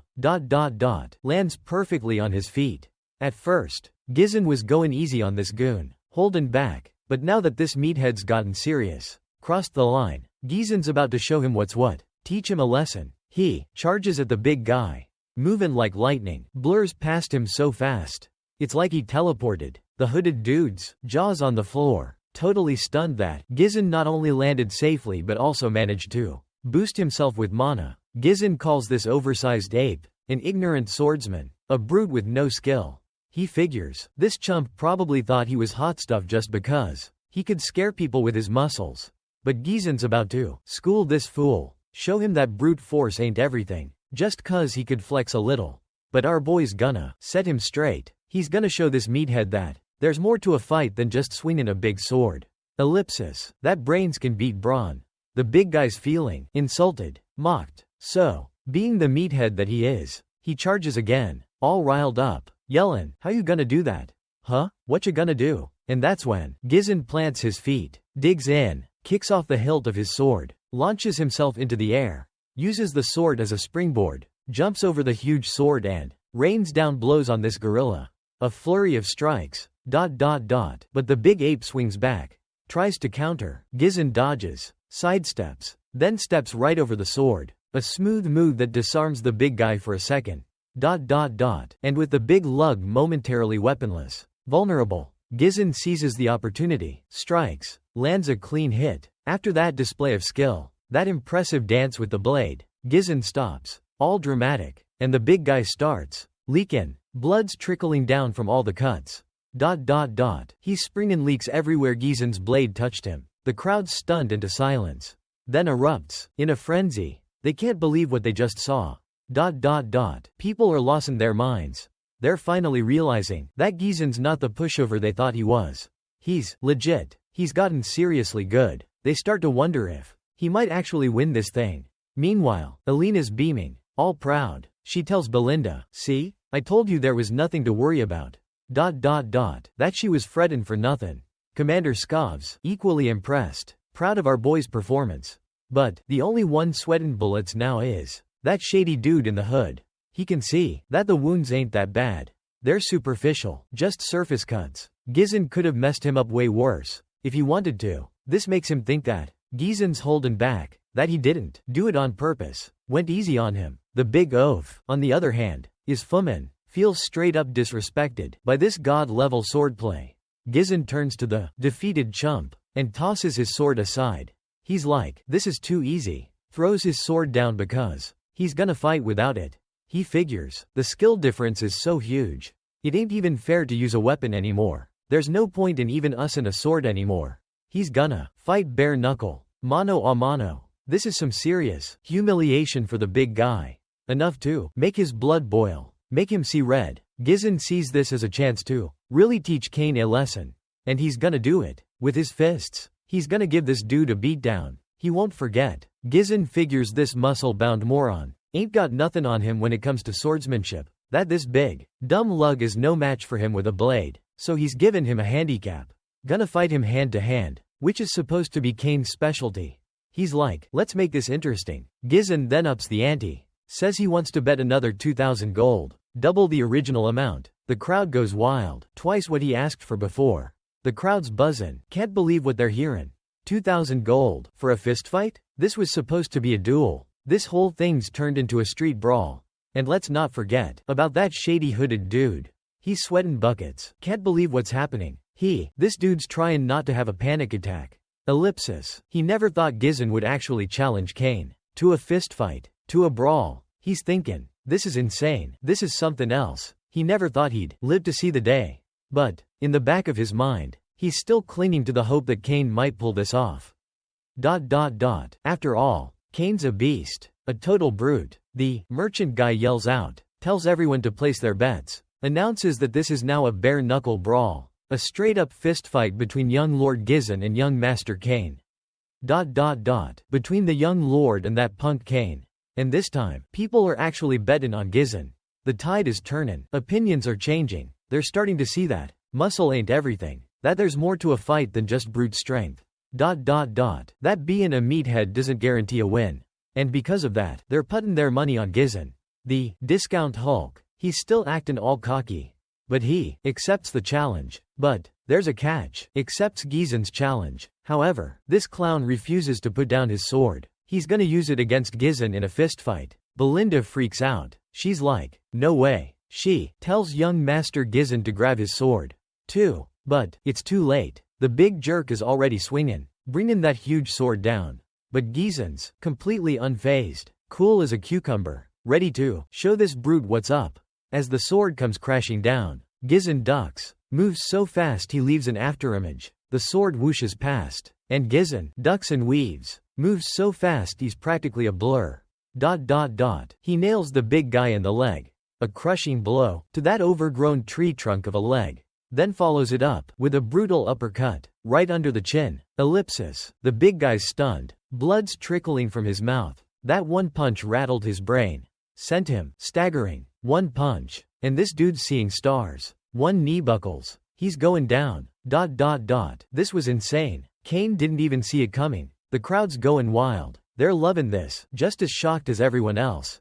Totally enjoying this unexpected turn of events. Gizzen smirks, all confidence and charisma, and says, I haven't even started yet. Let's keep playing. This just adds insult to injury.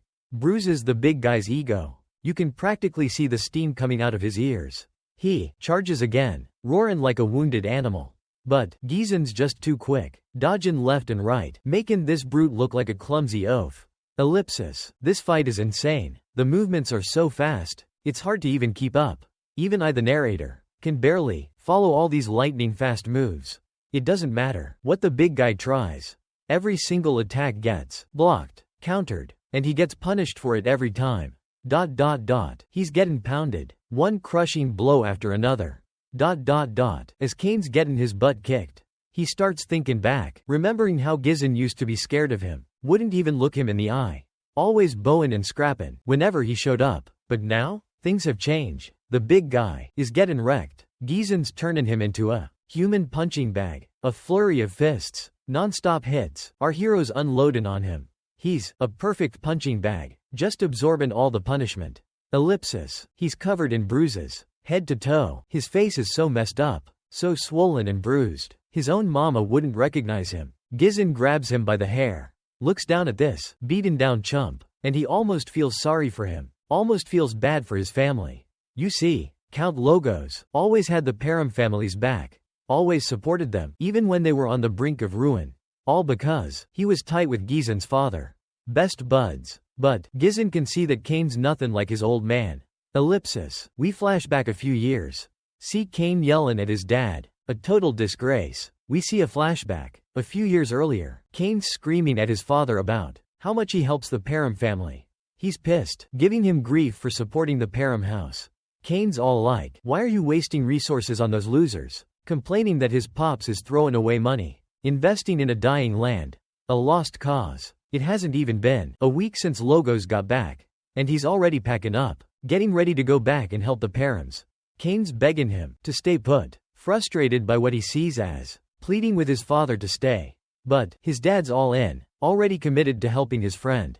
Kane's, his father's blind loyalty to the Params. But Logos, calmly but firmly, tells him, I'm doing this because they're my friends. Ellipsis, that's all there is to it. Back in the present, Gizon looks at this pathetic excuse for a man, cocks his fist back, but then, surprisingly, he doesn't punch him. Instead, he offers him a hand, helps him up. This isn't a knockout punch. It's a gesture of friendship, of respect. Nobody saw that coming. A total curveball. A hand of friendship instead of a final blow. And what's even more surprising is that Kane accepts it, admits defeat. He's like, alright, you win. The crowd's stunned, jaws on the floor. They can't believe Kane actually gave up. The referee jumps in, officially declares Gizon the victor. The winner, and still champion, Gizon. The Param family is ecstatic. They're cheering, celebrating the young master's victory. Alina's overjoyed, beaming with pride. She's so happy for her brother. He finally did it. He won. But then, the hooded creep storms over to Kane, starts ripping into him, yelling, what the hell was that? Why did you give up? He's like, you're pathetic. Why'd you quit so easily? Just because you were losing? You call yourself a warrior? Kane just looks away, doesn't even respond. He says, I'm done playing this game. He's out. Since Kane failed, the hooded guy is freaking out, wondering how he's gonna explain this to his superiors. Ellipsis, he's toast. Just then, Gizon walks up, decides to have a little fun with this guy. Rub some salt in the wound. He's gonna mess with this dude. The hooded guy's clueless, has no idea what's coming. Gizon then shouts, what Gizon's up to? But then, Gizon yells out, for everyone to hear. He announces that, at the top of his lungs. For the whole crowd to hear. This gentleman here is gonna buy everyone meat and drinks. He's treating everyone to a feast. The hooded guy's about to explode, while the hooded dude is having a meltdown. The crowd goes absolutely bonkers. They're ecstatic. Free food and booze. The hooded dude immediately starts protesting, yelling, hey, I never agreed to that. Take it back. I never said that. You can't do that. He demands that Gizon retract his statement, but our guy just puts a hand on his shoulder. All calm and reassuring, pats this dude on the back and says, claps a hand on the loser's shoulder, letting him know straight up. This ain't over, pal. This here's the price you gotta pay for getting schooled in that duel. And listen up good, just so we're crystal clear. This ain't coming out of the bet we made. Nah, this is extra. Don't even think about forgetting to tack on another 2 grand to that original 1,000 gold pieces you already owe. That's 3 stacks. You feel me? And if you so much as think about skipping town, there'll be hell to pay. You'll be wishing you never messed with me. When Gizon lays down the law like that, you best believe he ain't playing. Every word drips with menace. Like a freaking horror movie. The look on his face could curdle milk. Dude's got a death stare that burns itself into that sorry sucker's memory. The next day, over at Gizon's pad, we find our man Gizon chillin', just staring at a treasure chest, overflowing with bling. Gold coins glitterin' like nobody's business. We talkin' a serious mountain of dough. This ain't chump change. To put it in perspective, this is enough green to hire a whole freakin' small-time mercenary army. Yeah, that kind of cash. But building a fortune takes time. And those clowns gunnin' for him ain't exactly known for their patience. They ain't gonna just sit around twiddling their thumbs. So Gizon knows he's gotta make his move. And fast. Time is money. And he's running out of both. Those goons ain't gonna wait forever for him to build up his crew. They want him gone yesterday. He's got a limited window to put his master plan into action. Ya dig? Gotta strike while the iron's hot. Then, out of nowhere, Belinda and his sister waltz in, smirking like they just won the lottery. Those sly grins, something ain't right. Gizon can smell a rat a mile away. He knows there's an ulterior motive lurking beneath those sugary sweet smiles. What's up? He asks. Straight up, what brings you 2 lovebirds here? His little sis, all innocent like, pipes up, so, big bro, what you gonna do with all that loot? Gizon ain't no fool. He sees right through her little act. He knows exactly what she's getting at. Cut to the chase. Sis, you want a piece of the pie? She giggles, all coy. Oh, no, dear brother, I was just curious. Belinda jumps in, like, I think I have a pretty good idea where that money's headed. Gizon raises an eyebrow. Oh yeah? Do tell. Well, she says, all knowing, Lady Amelia's birthday is just around the corner. I bet you're gonna throw a lavish party and shower her with extravagant gifts. Gizon just shrugs. Nah, that ain't it. Truth be told, he hadn't even given it a thought. But then, the word, fiancé, hits him like a ton of bricks. Fiancé? Does he even have one? He racks his brain, trying to remember. Belinda's practically beaming now, convinced she's caught him red-handed. Ah, is someone getting shy? She teases. Elena chimes in. Don't play dumb, big bro. We know you're just embarrassed. Seeing her brother's genuine confusion, Elena decides to jog his memory. We're talking about Amelia, from Rold County. Remember? The name finally rings a bell. But the memories that surface aren't exactly filled with hearts and flowers. Amelia Rold, the epitome of nobility. A real goody two-shoes. Known for her kindness, her charity work, her unwavering selflessness. Practically a saint, the people of Rold County practically worshipped her. She was adored by everyone, high-born and low-born alike. Gizon, on the other hand, had a hard time remembering her at all. The maids giggle, thinking he's just being bashful. Oh, you're so shy, Master Gizon. They're convinced he's just playing coy. Embarrassed that they figured out his secret plan, but he legitimately doesn't remember having a fiancé. What the heck is going on? Elena notices her brother spacing out again.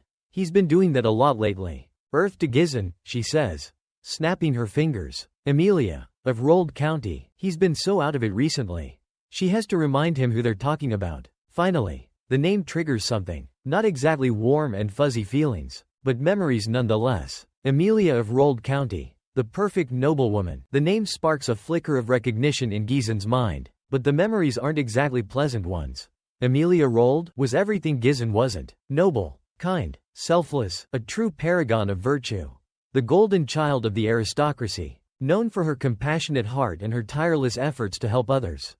Beloved by her people, admired by her peers, a shining example of what a noble should be. She had the unwavering support of everyone in her territory, regardless of their social standing. Rich or poor, they all loved her. But Gizon knows something they don't. He's got dirt on this princess. In his mind, she ain't no celebrated noble. She's a straight-up snake in the grass. A backstabbing traitor. And you wanna know why? 'Cause this Amelia Rold chick, who's puttin' on this whole Miss Perfect act. This shining beacon of all that's good and noble. She's gonna turn out to be the one who starts a freakin' rebellion. This chick will become infamous. A legend for all the wrong reasons. They'll call her the Witch of the North. Yeah, you heard that right. She'll join forces with the Delini Dewey, those scumbags. And together they'll deliver the knockout punch. The final blow that brings down Perry's empire. To Gizon, she ain't no gentle fiancé. She's the devil in disguise. The woman who stabbed his family in the back, who betrayed everything they stood for. She's the reason for all their pain and suffering. He turns to Belinda, a sudden thought crossing his mind. When's Pops getting back? Belinda shrugs, all nonchalant. Beats me. Maybe a week? Give or take. A week, huh? Gizon thinks out loud. That's all the time he needs. A week to put his plan into motion. Alright, he says, a mischievous glint in his eye. I'm taking a little trip to Rold County. Belinda's jaw drops. What? Why? It's not even Amelia's birthday yet. Gizon just smirks. Gotta collect a little something something. He's got a score to settle. Time to pay the Witch of the North a little visit. Later, we finally lay eyes on the infamous Amelia Rold. First impression? Kinda dead behind the eyes. Like a doll. But damn, those curves could stop traffic. Anyway, she's in town, playing the role of the benevolent noblewoman, offering a poor little girl a brand new pair of sandals. Out of the goodness of her heart, of course. The little girl's hesitant, eyes wide with disbelief. Are these really for her? Amelia insists, slipping off her own sandals. If anyone walks barefoot on my land, it shall be me. She flashes a dazzling smile. All for show. Then, in a commanding voice, see to it that this child and her family are given food and shelter. Immediately, her soldiers snap to attention, eager to carry out her orders. As she walks away, surrounded by her entourage, the grateful whispers of the townsfolk follow her like a shadow. Such a kind and generous lady. A true blessing. All part of the act. Later, we catch up with Amelia back at her fancy estate. She's in her garden, and this dude is literally washing her feet. Like, with the utmost care and devotion. You'd think he was worshipping her or something.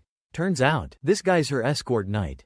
Burf. He's gushing over her, praising her for her generosity. You've truly won the hearts of the people. My lady. Amelia just sighs dramatically. My father demanded absolute obedience, but true loyalty, she says, all wise and knowing, is earned through compassion. The people follow those who care for them.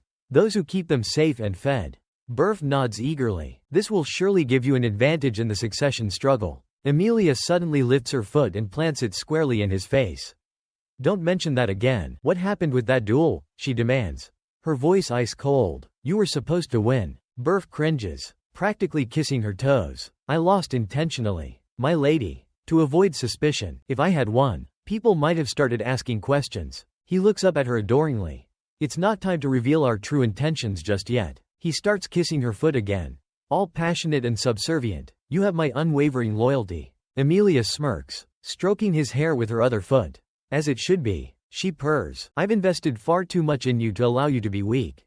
She leans down, her voice a menacing whisper. Never disappoint me again. Burf shivers, a mix of fear and arousal in his eyes. Emilia continues, her voice dripping with disdain. Imagine losing to that washed-up excuse for a swordsman. The Param family is a disgrace. Their so-called finest sword is nothing but a rusty old blade. She scoffs. They'll pay for their arrogance. Her eyes gleam with a dangerous light. Soon, they'll all fall before me. But her triumphant expression quickly fades, replaced by a calculating frown. Speaking of disappointments, she looks down at Burf. Her eyes narrowed. You haven't heard from our associate in the capital, have you? Burf shakes his head nervously. No, my lady. Not yet. He was supposed to report back days ago. Emilia taps her foot impatiently. Something's not right. She drums her fingers on her chin. Deep in thought. Gizon Param, he's more resourceful than I anticipated. Burf looks up, alarmed. Do you think he suspects something? Emilia lets out a chilling laugh. Let him suspect. It doesn't matter. He's a pawn in a much larger game, and pawns are easily sacrificed. Her eyes flash with a ruthless determination. Soon, everything will be in place. And then, she pauses, a sinister smile spreading across her lips. The Param family will fall. It was not yet time for her to reveal her true nature. Her ambition, her ruthlessness. The world saw a kind and gentle noblewoman, but beneath the surface lurked a cunning and ambitious mind. Burf, lost in his adoration, continued to shower her with praise and affection. Blind to the darkness within her, Emilia accepted his devotion as her due. After all, she had groomed him, trained him, molded him into the loyal servant he was today. She had invested too much in him to allow him to falter now. Weakness had no place in her plans. She began to outline her strategy, her voice sharp and commanding, grilling him about the merchants. The situation with those guys. You know, the knight, he's all like, chill, lady, nothing to sweat about. Everything's kosher with the Aram Merchant Guild. Totally legit. All the stuff, every single brick and board used for fixin' up the Forest of Beasts outpost. You know, that whole reconstruction project. The one that got half wrecked by those freakin' orcs? Yeah, and Param's involved too. All the materials are coming through our guild. Straight up, we're the ones handling the dough. Basically, her merchants. They're raking in the big bucks. Getting back all the bread. All that support money count rolled sends Param every year. Like clockwork. Plus, on top of that, he's snagging all the soldiers and knights. Bailing out on Param, ditching the dude. And get this, a lot of them are total badasses. Top-notch knights. Straight-up warriors. Super skilled. Battle-hardened from all those scraps with the barbarian tribes. Dudes are seriously trained. So, in short, her whole scheme, her master plan to milk Param dry? It's working like a charm so far. Totally nailing it. Total win. The lady, she's stoked. Totally digging this news. And like she said before, she's all like, keep it on the down low. Maintain the facade. Gotta keep up appearances. Act like a regular, run-of-the-mill merchant guild. Don't get cocky. Gotta be careful. Super discreet cuz we can't blow our cover. No way. No how. Not until we've stacked our chips. Built up our power. You feel me? Gotta be strong first. Just then, her butler, he pops in. The knight, he gives the butler the stink eye. All ticked off, cuz he just waltzed into the garden. No invitation. No nothing. Totally barged in. But the butler, he's quick. Lays it on thick. Urgent news. Straight from the castle gate. Get this. Young Lord Gizon Param. He's here. Wants to see you. Now, this dude's supposed to be her fiancé. But man, she ain't happy. Not even a little bit. Not one iota. You mention his name. Her face goes sour. She's like, what's the deal? Why's he here? The butler, he starts sweating bullets. She's giving him the third degree. He finally spills the beans. He's here about the merchant guild. Boom. ... Both the lady and her knight.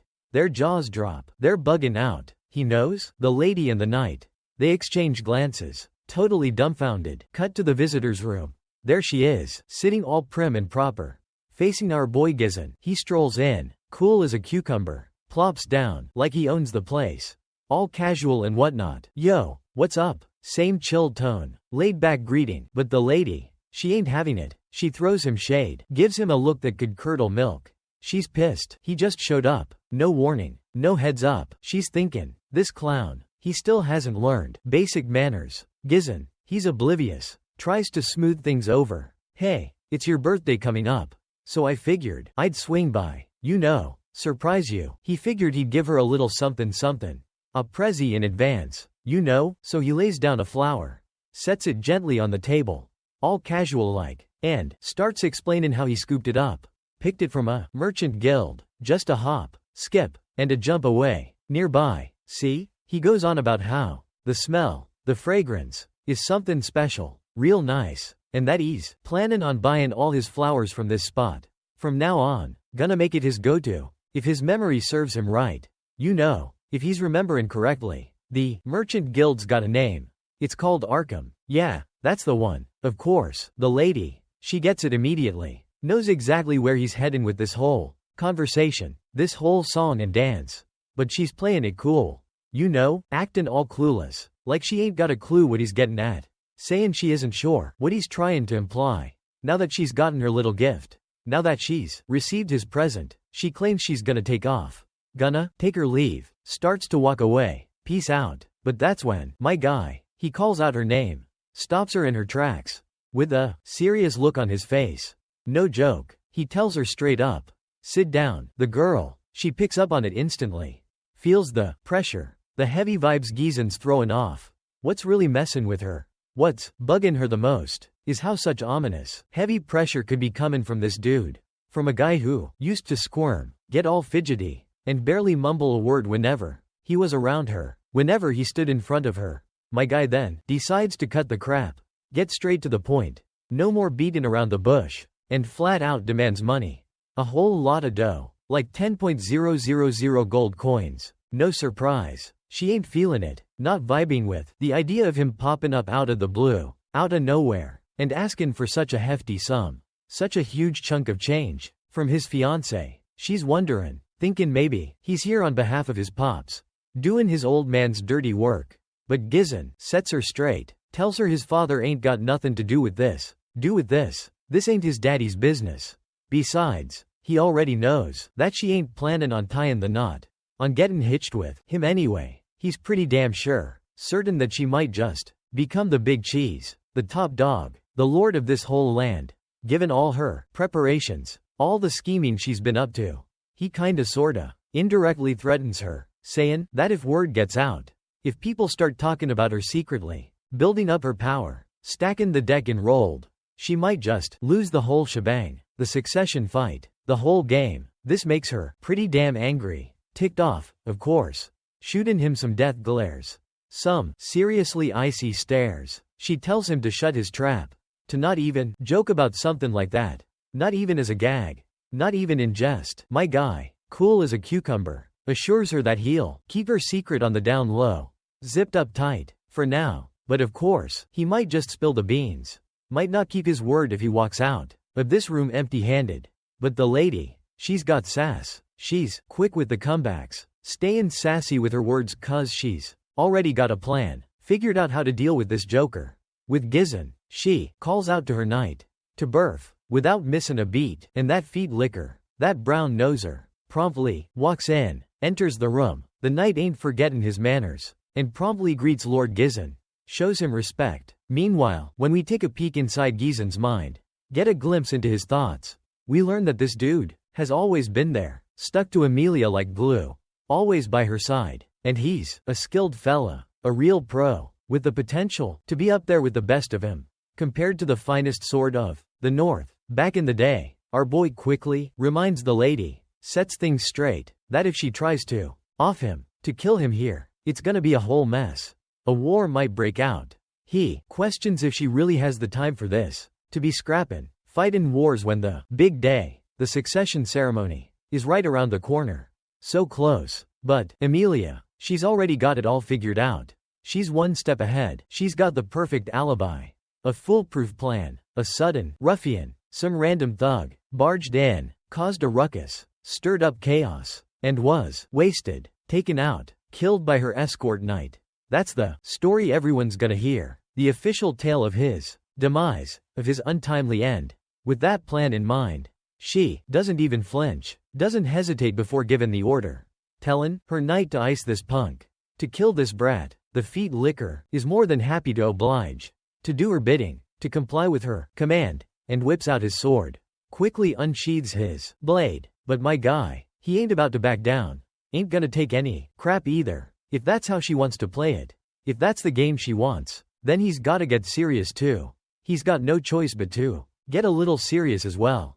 The stage is set, everything's in place, for one hell of a showdown. For another epic duel between two skilled individuals, two badasses. So grab your popcorn and buckle up, brace yourself for what's coming next. But, well, as much as we want to see this go down, as much as we're itching for a fight, a manly brawl, a real throwdown between two warriors, this sorry excuse for a night has some other plans, some sneaky business going on. Suddenly, Gizzen catches something, some rustling behind him, out of the corner of his eye. And before he can even react, blink an eye, an assassin jumps out, pops out from the empty armor, like a jack-in-the-box, and lunges, thrusts a sword straight into the sofa, trying to skewer our boy, to pierce him along with it. But this punk, this chump, was way too slow, and my guy just rolls onto the ground, smooth as butter, kicks the bastard hard, and sends him flying, throws him out of the window. The lady and that sucker, that goon, are standing there dumbfounded, in total disbelief, 'cause they didn't expect our boy to react like that. With such finesse, such skill. Gizzen's looking at this creep with disgust, calling him out for this fake politeness. This phony act, for feigning politeness while launching a sneak attack. He then quickly jumps at the knight, lunges toward him, and they start going at it. Engaged in a sword fight. My guy's calling out this excuse for a knight, asking if he doesn't know the code, the way of chivalry, how to fight like a real man. The knight gives a half-assed apology, but throws it back, reminding our boy that he was the one being rude, barging in unannounced, stirring up trouble, and unsettling the lady with his weak-ass threats. The two are going at it, toe to toe, head to head, each trying their best to tag the other, to land a blow with their sword first. But it's looking like my guy's got the edge, the upper hand, with his ninja-like reflexes, moving like lightning. He even manages to push this chump back with a single kick. This knight clearly underestimated our boy, thought he was all talk. Awesome, and he was all bark and no bite, with no real skill to back it up. But now he's learning the hard way, finding out the truth, that our boy's no rookie, no newbie, he's the real deal. Emilia, on the other hand, is losing it, fumin', her temper flaring up, watching her knight getting schooled. Overpowered by this punk, she practically growls at him, menacingly demands that he end this, finish the fight quickly and bring her this loser's head, this bastard's head, if he really thinks he's her knight, if he wants to keep his job. The feet licker, the brown noser, decides to kick it up a notch, to get a little more serious, 'cause now it's about his mistress's honor, her reputation, and he ain't about to disappoint her. He tells our boy straight up, boldly tells him to come at me, bro, my guy, with a sassy smirk plastered on his face.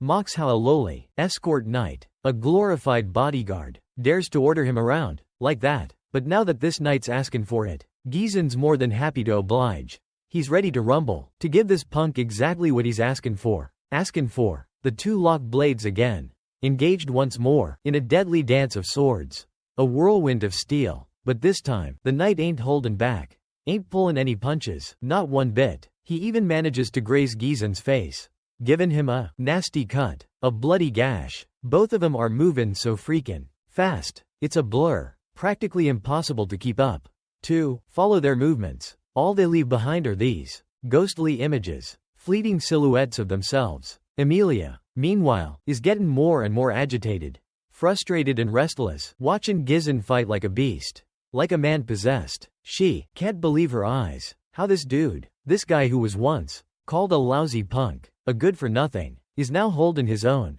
fighting her knight. Burf. on equal footing, like they're evenly matched. The fight's incredibly intense, a real nail-biter. And, if you blink, you'll miss it. It's that fast. Both fighters are lightning quick, moving like blurs. When our boy tries to land a hit, to tag this bastard, he dodges, slips away. And when this chump tries to get our boy, he sidesteps, avoids the blow. This back and forth, this parry and thrust, continues relentlessly, without a break. Gizzen tries to pull the same move, the same attack he used before. But this time, he gets slammed, knocked hard onto the ground. While he's caught off guard, stunned for a second, the knight charges at him, sword raised, ready to strike. But Gizzen reacts instantly, pulling off some crazy acrobatic moves, a series of flips and twists before landing back on his feet.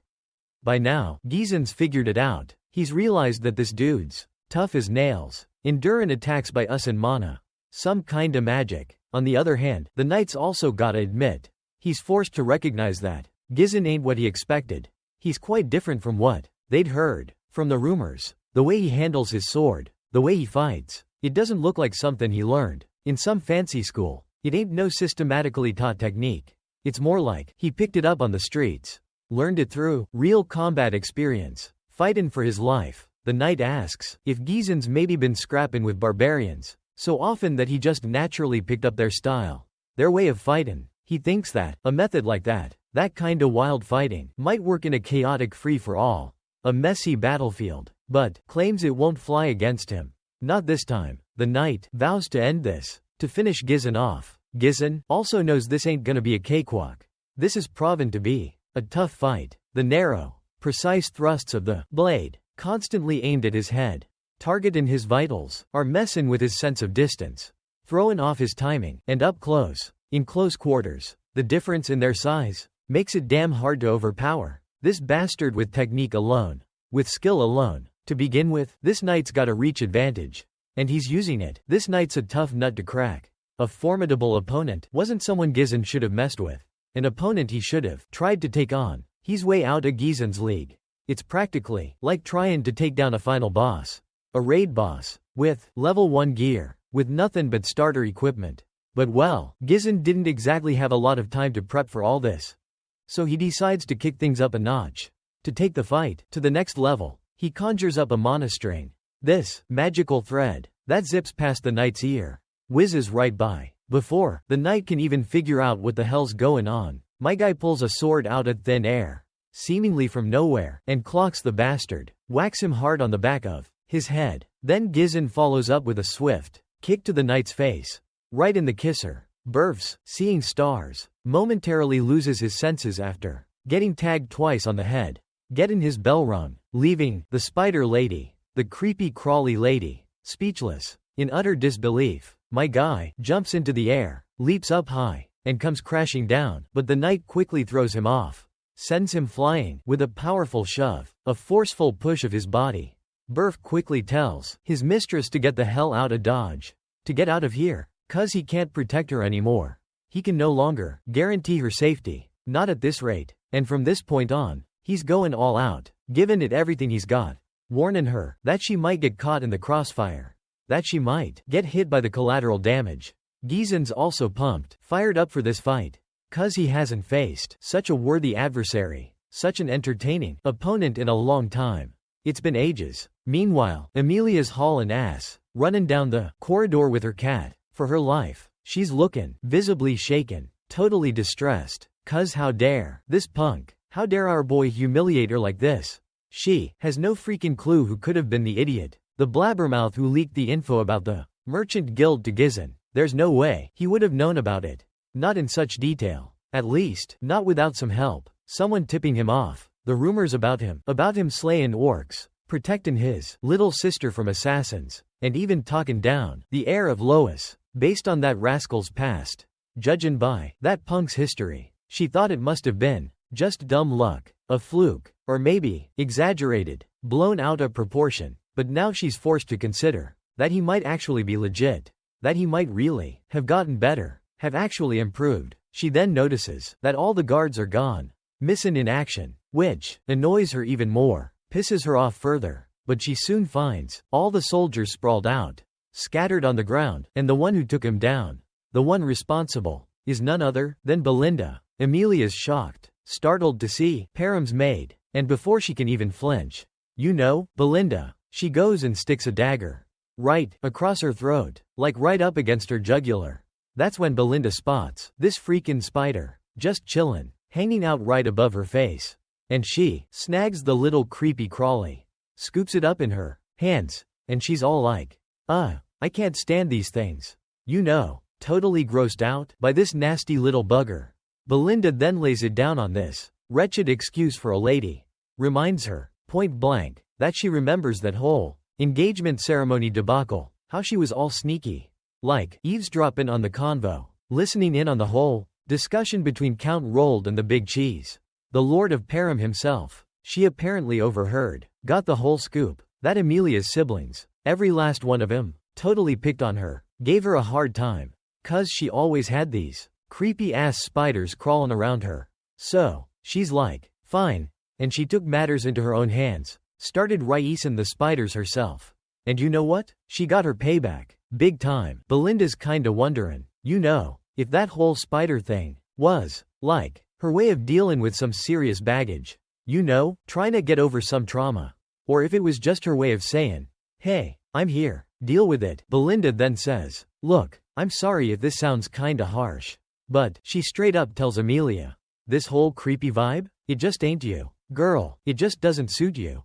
And with that, she just squishes the spider right under her foot, splat just like that. After totally obliterating the spider, Belinda's alright, listen up, you little, she wants this punk to play ball, cooperate just a little bit. But before we can figure out what Belinda's got up her sleeve, what she's gonna ask for, we're back to the brawl, the showdown between the boys. And man, it looks like the night's starting to give off some seriously bad juju. Some real menacing vibes, like the air's gotten thick, heavy, you can practically feel the tension. And this crazy amount of mana, this overwhelming power, it's got our boy seriously spooked. The night is absolutely livid, fuming, 'cause our boy's not talking him seriously. He had the nerve to call him. What was it? Oh yeah, an entertaining opponent. Man, that's fightin' words. That's some serious disrespect. That's something a lowly, no-name mercenary would say. He just can't stand it. He despises the very thought that some scruffy, unserious punk like our boy has the audacity to call himself a noble, to even think about putting himself on the same level as Lady Amelia. Well, of course our boy's a noble. That's a given. And he's thinking, this ain't right. This ain't how it's supposed to be. This rent-a-cop, this glorified bodyguard, this escort knight shouldn't be talking like that. Burf makes his move, takes that first step, and boom, they're at it. Swords clashin', sparks flyin', clang, clang, clang. They're going at it, full force. He's absolutely seething, just boiling over with rage. He thinks Gizzen is making a mockery out of the whole nobility thing, disrespecting everything he stands for. He just keeps swinging, one blow after another, relentless. And our guy's like, whoa, this dude is seriously strong. He's totally blown away. This dude's coming in hot, moving forward with some serious strength and ferocity, like a freaking wild animal. But Gizzen, he's had enough of this crap too. He fires back with some equally aggressive swordplay, given as good as he gets. This time, the knight ain't playing around. No holds barred. He's going for the kill. With one swing, whoosh, he sends our boy flying backwards, stumbling back. Then, bam, he follows up with another blow, looking to land a critical hit. A real knockout punch. Everything goes slow-mo, like time freezes, as the final blow from this relentless bastard comes down. Shink. Blood splatters everywhere as the blade grazes our boy's shoulder. A close call. Burf, on the other hand, he's completely mind-blown, flabbergasted. He can't believe that this crazy son of a gun actually braced himself for the impact, used his own shoulder to deflect the blade, to push it away. Damn, our boy ain't gonna just stand there. He retaliates, quick as lightning, pushing the absurd knight back a bit. But Bernu, he's quick on his feet, delivers a swift kick to our boy, right in the gut, while he's all, this is the difference between a real warrior and a spoiled brat. Quote, who just plays with swords for fun? Ouch, that's gotta sting. The kick sends Gizzen flying back, tumbling through the air, but it ain't enough to knock him out. Not even close. He's still finding this whole thing kinda entertaining. Can you believe it? This guy, he's got a screw loose. With crazy speed, insane range, and just non-stop attacks. It's a whirlwind of blows. He's like a freaking machine, with overwhelming speed, range and a barrage of attacks. The knight's totally controlling the fight, dictating the pace. Any attempt to get up close, to grapple with him, is instantly shut down. They're locked in a deadly embrace, a total stalemate. Their swords are bound together, stuck. The knight thinks there's no way out of this. They're inseparable. With Gizen's current mana level, he can't match the knight's raw power. But he's playing the long game. He's got a secret weapon, an ace in the hole. The knight hasn't seen what Gizen's truly capable of yet. He's about to witness Gizen's secret technique, his unique mana cultivation style. The knight has yet to see the ace Gizen has up his sleeve, which is Gizen's unique mana cultivation technique. In a flash, in the blink of an eye, Gizen unleashes his third core. Bam! Just like that, he changes the whole game, shifts the balance of power. One devastating strike, one powerful blow, is all it takes to knock the sword right out of the knight's hand, leaving him completely stunned, speechless, dumbfounded. The only thing on Burf's mind is, how the hell does this guy have so much power? Where did that come from? Such explosive mana during combat. With Burf now totally defenseless, vulnerable, Gizen puts his sword right to the knight's throat, holding him at bay, freezing him in his tracks. Just then, Belinda shows up, drags Emilia into the scene, like, look what we have here. The once so proud and arrogant, high and mighty lady is practically bawling her eyes out. A total mess, and she's all, fine, take the 10.000 gold pieces. Just get out of my sight. Vanish. I don't want to ever see your faces again. Gizen's pretty happy, stoked even, that he got what he came for. Finally got his hands on the dough. But he's also kinda low-key irritated, annoyed that it had to come to this. You know, it would have been a whole lot simpler, way easier if she'd just coughed up the cash earlier. Anyway, he sheathes his sword, walks over to Emilia like he's about to drop some bad news. He's got that look on his face. Yeah, about that fee. It just went up. 20.000 gold now. Boom. Emilia's palace is trashed. A total disaster. She's throwing stuff around, flipping out, totally losing it. 'Cause not only did her precious knight get his butt kicked, but now she's gotta pay up, big time. Fork over 20.000 gold pieces. That's gotta hurt. The knight tries to apologize. My lady, I'm so sorry. Gizen, he was way stronger than we thought. The rumors didn't do him justice. He's owning up to his mistake, admitting that, yeah, I messed up. I underestimated him. Shoulda known better. He's taking the blame, saying it's his fault for not sizing him up properly, not doing his homework beforehand. He's got crazy mana, way more than a high-level knight, more than even an advanced-level knight. Emilia's definitely not happy about this news. Not one bit. When Bernu asks, should we report this to Duke Delini? Slap. She hauls off and slaps him right across the face. Then she grabs him by the collar. Furious, 'cause what he said was just plain stupid, totally impractical. She's terrified of Duke Delini. If he finds out about what went down today, she's toast. She's done for. She's secretly teamed up with Duke Delini. Made a deal behind her father's back. A shady deal. A covert alliance. She's got this whole secret agreement with the Duke, without her father knowing a thing about it.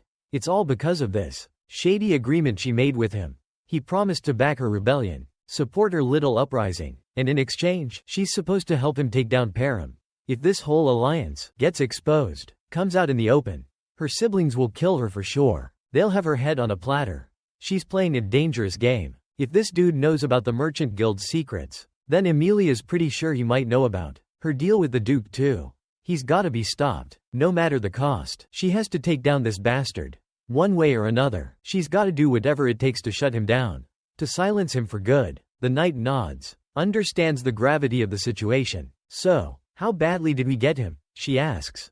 What kind of damage did we do? He tells her, well, we managed to inflict some minor injuries. Nothing too serious. A few scrapes and bruises here and there. But he took a pretty nasty hit to his shoulder.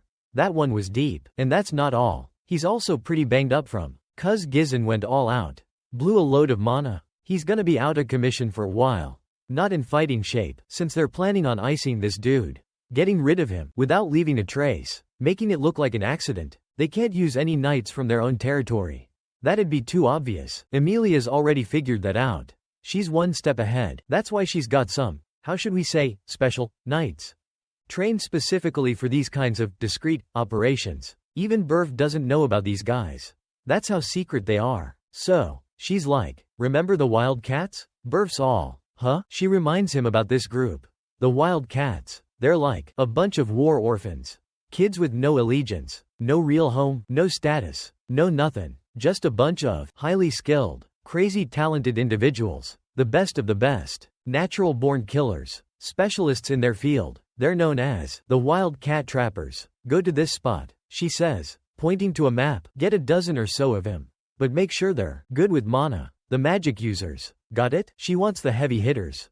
The ones who can get the job done quietly. The spot she picked, the location for the ambush, makes perfect sense to Burf. It's a ravine, a narrow passage, the only way in or out of rolled territory. A real choke point. It's the perfect place to take care of things discreetly. Quietly. No witnesses. It's remote, isolated, and the terrain is perfect for an ambush. Burf's like, alright, let's do this. And he sets the plan in motion. Amelia's dead set on making Gizan pay. She wants revenge, for the humiliation, for the embarrassment he caused her. She's gonna make him suffer. Meanwhile, Gizan's already long gone. Out of there. Back in his carriage, he's patching himself up, tending to his wounds, wrapping bandages around his injured body. Old man Fergus and Belinda are with him. They're all, you okay, man? You good? Old man Fergus and Belinda are with him, checking on him. Are you alright? He's like, yeah, I'm fine. Chill out. It's nothing, just a few scratches. Nothing major. I've had worse. Not too deep. Not that bad. Considering, he really pushed himself to the limit. Went all out. Gizan's just glad that the 20,000 gold is enough to cover the initial costs. The seed money they need to rebuild their territory, to get back on their feet. That kind of money, it's like years of work, years of struggle, all saved in one go. Sure, it would have been nice to off Amelia too. But that would have started a war. And we can't risk that right now. It would have made war unavoidable. I can't risk the safety of my territory just for revenge, just 'cause I'm pissed off. Param's already got their hands full dealing with those barbarian hordes. So, best to just bounce. Get out of Dodge without causing more trouble, without stirring up more crap. Besides, knowing the Arksha Merchant Guild's dirty little secret is already enough leverage, enough to hang over Amelia's head. It's a burden on Amelia. A real weight on her shoulders. Belinda's watching him, and she's got this worried look on her face. Like, everything going according to plan? You sure about this? She remembers he told her to knock out the guards, take him down, once she heard the fighting start inside. And he also said to grab Lady Amelia, take her hostage. Soon as she stepped out of the room, Gizan nods. Yep, that's exactly what I said. Right then, he feels this sharp pain, a sudden jolt, and he coughs up some blood. It's the aftershock, the recoil, from unleashing his third core, from using that much power. He's still in better shape than last time. But, it's still a problem, a real pain in the ass. He can't keep going through this every time he uses his powers. It's not sustainable. He's gotta find a way to boost his mana, increase his power quickly, efficiently. Belinda grabs his hand. She can feel that something's wrong, that his internal flow is all messed up. She takes out a needle, a thin, sharp needle, and starts jabbing it into the back of his hand. With lightning speed, it's like she's a freaking surgeon. Her hands moving with precision. Gizan's surprised, but it actually feels kinda good, soothing. Even when she's done, he breathes out this cloud of smoke, like he's exhaling all the tension, all the pain. He feels a sense of relief wash over him, a wave of calm. His mana pathways, they're clear now, open, flowing freely again. What's even crazier is that technique she used. It's not something you can just do, not without a deep understanding of mana, of how it works. It makes sense that Belinda can do it, since it was his own mother who brought her to the palace, who trained her. But the big question is, who is this woman, really? What's her story? Gizan can't figure out why someone so skilled is working as a maid, out in the sticks, in the boonies. But hey, he's not complaining. It's good to have talented people on his side, especially with all the enemies he's making. After all, the enemies he's encountered so far are just the tip of the iceberg. Then Belinda speaks up. I got your back. I'll help you with whatever you need. I trust you completely. But then she's like, but you better tell me why you took so much money from that lady. Spill the beans. What's the big idea? What's the plan? So, why'd you shake down Lady Amelia for so much dough? Gizen's all? Well, I needed some cash. And since Amelia's the only loaded person I know, the only one with deep pockets, I figured, why not hit her up? Both his companions are like, what? Totally dumbfounded. They can't believe he just straight up broke off the engagement, just for the money. They're thinking, dude, you're gonna be so screwed when Count Rold finds out. This just makes Gizen grin. A sly smile spreads across his face. He looks at Belinda. All, you really trust me? You sure about that? Belinda's barely holding back her annoyance. Like, seriously? You're asking me that again? I just said I trusted you. She's trying to keep her cool, but she's clearly irritated. Fine, she says. I trust you. So, you gonna tell me what you're gonna do with all that loot? What's the plan? Gizen says one word, the forest. The forest of beasts. That one sentence just shuts her up, leaves her speechless, totally shocked. Our boy then lays it all out, reveals his grand plan. I'm gonna use the money to tame the forest of beasts. To develop it. Old man Fergus nearly jumps out of his skin. He's like, are you crazy? We've been trying to do that since your great-grandfather's time. It's impossible. We've tried that since your great-grandfather's time, and we've gotten nowhere. Gizen reminds the old man about a certain request he made, something he asked him to look into. The old man's eyes widen. He knows exactly what Gizen's talking about. He hesitates for a moment, then admits, yes, the person you asked me to find. He's there, at the location you mentioned. But he's still unsure. Doubtful, but I don't know if we can even get to him, let alone convince him to help. I'm not even sure they visit that person anymore. Gizen's already made up his mind though. We're going, he says, with a determined look in his eyes. Belinda immediately protests. No way, we need to go home. Now, she's worried about him, concerned. You're in no shape to be running around, not after what you just went through. You need to rest, to recover. Gizen ignores her protests and points out the obvious. You think Amelia's just gonna let us walk away? After all that? She's not that stupid. You think Amelia would just let us leave? After everything we pulled? He knows Amelia. He knows how she operates. She's gonna come after us. She'll try to kill us. To make sure we don't spill the beans about her and Duke Delini. Belinda tries to act tough, puffs out her chest, even though she's tiny. Like, don't worry, I got this. I can protect you, flexing her scrawny little muscles, trying to look all confident and badass. Don't you worry your pretty little head. Young master, I can handle anyone who comes our way. Piece of cake. Besides, she adds, we got old man Fergus here. He's practically a knight himself. Gizen knows Belinda's tough, reliable, a real badass. But that's not her job, not what he needs right now. He needs a vanguard, someone to lead the charge. And he's on his way to meet that person. Right now, they arrive at this rundown place, practically in the middle of nowhere.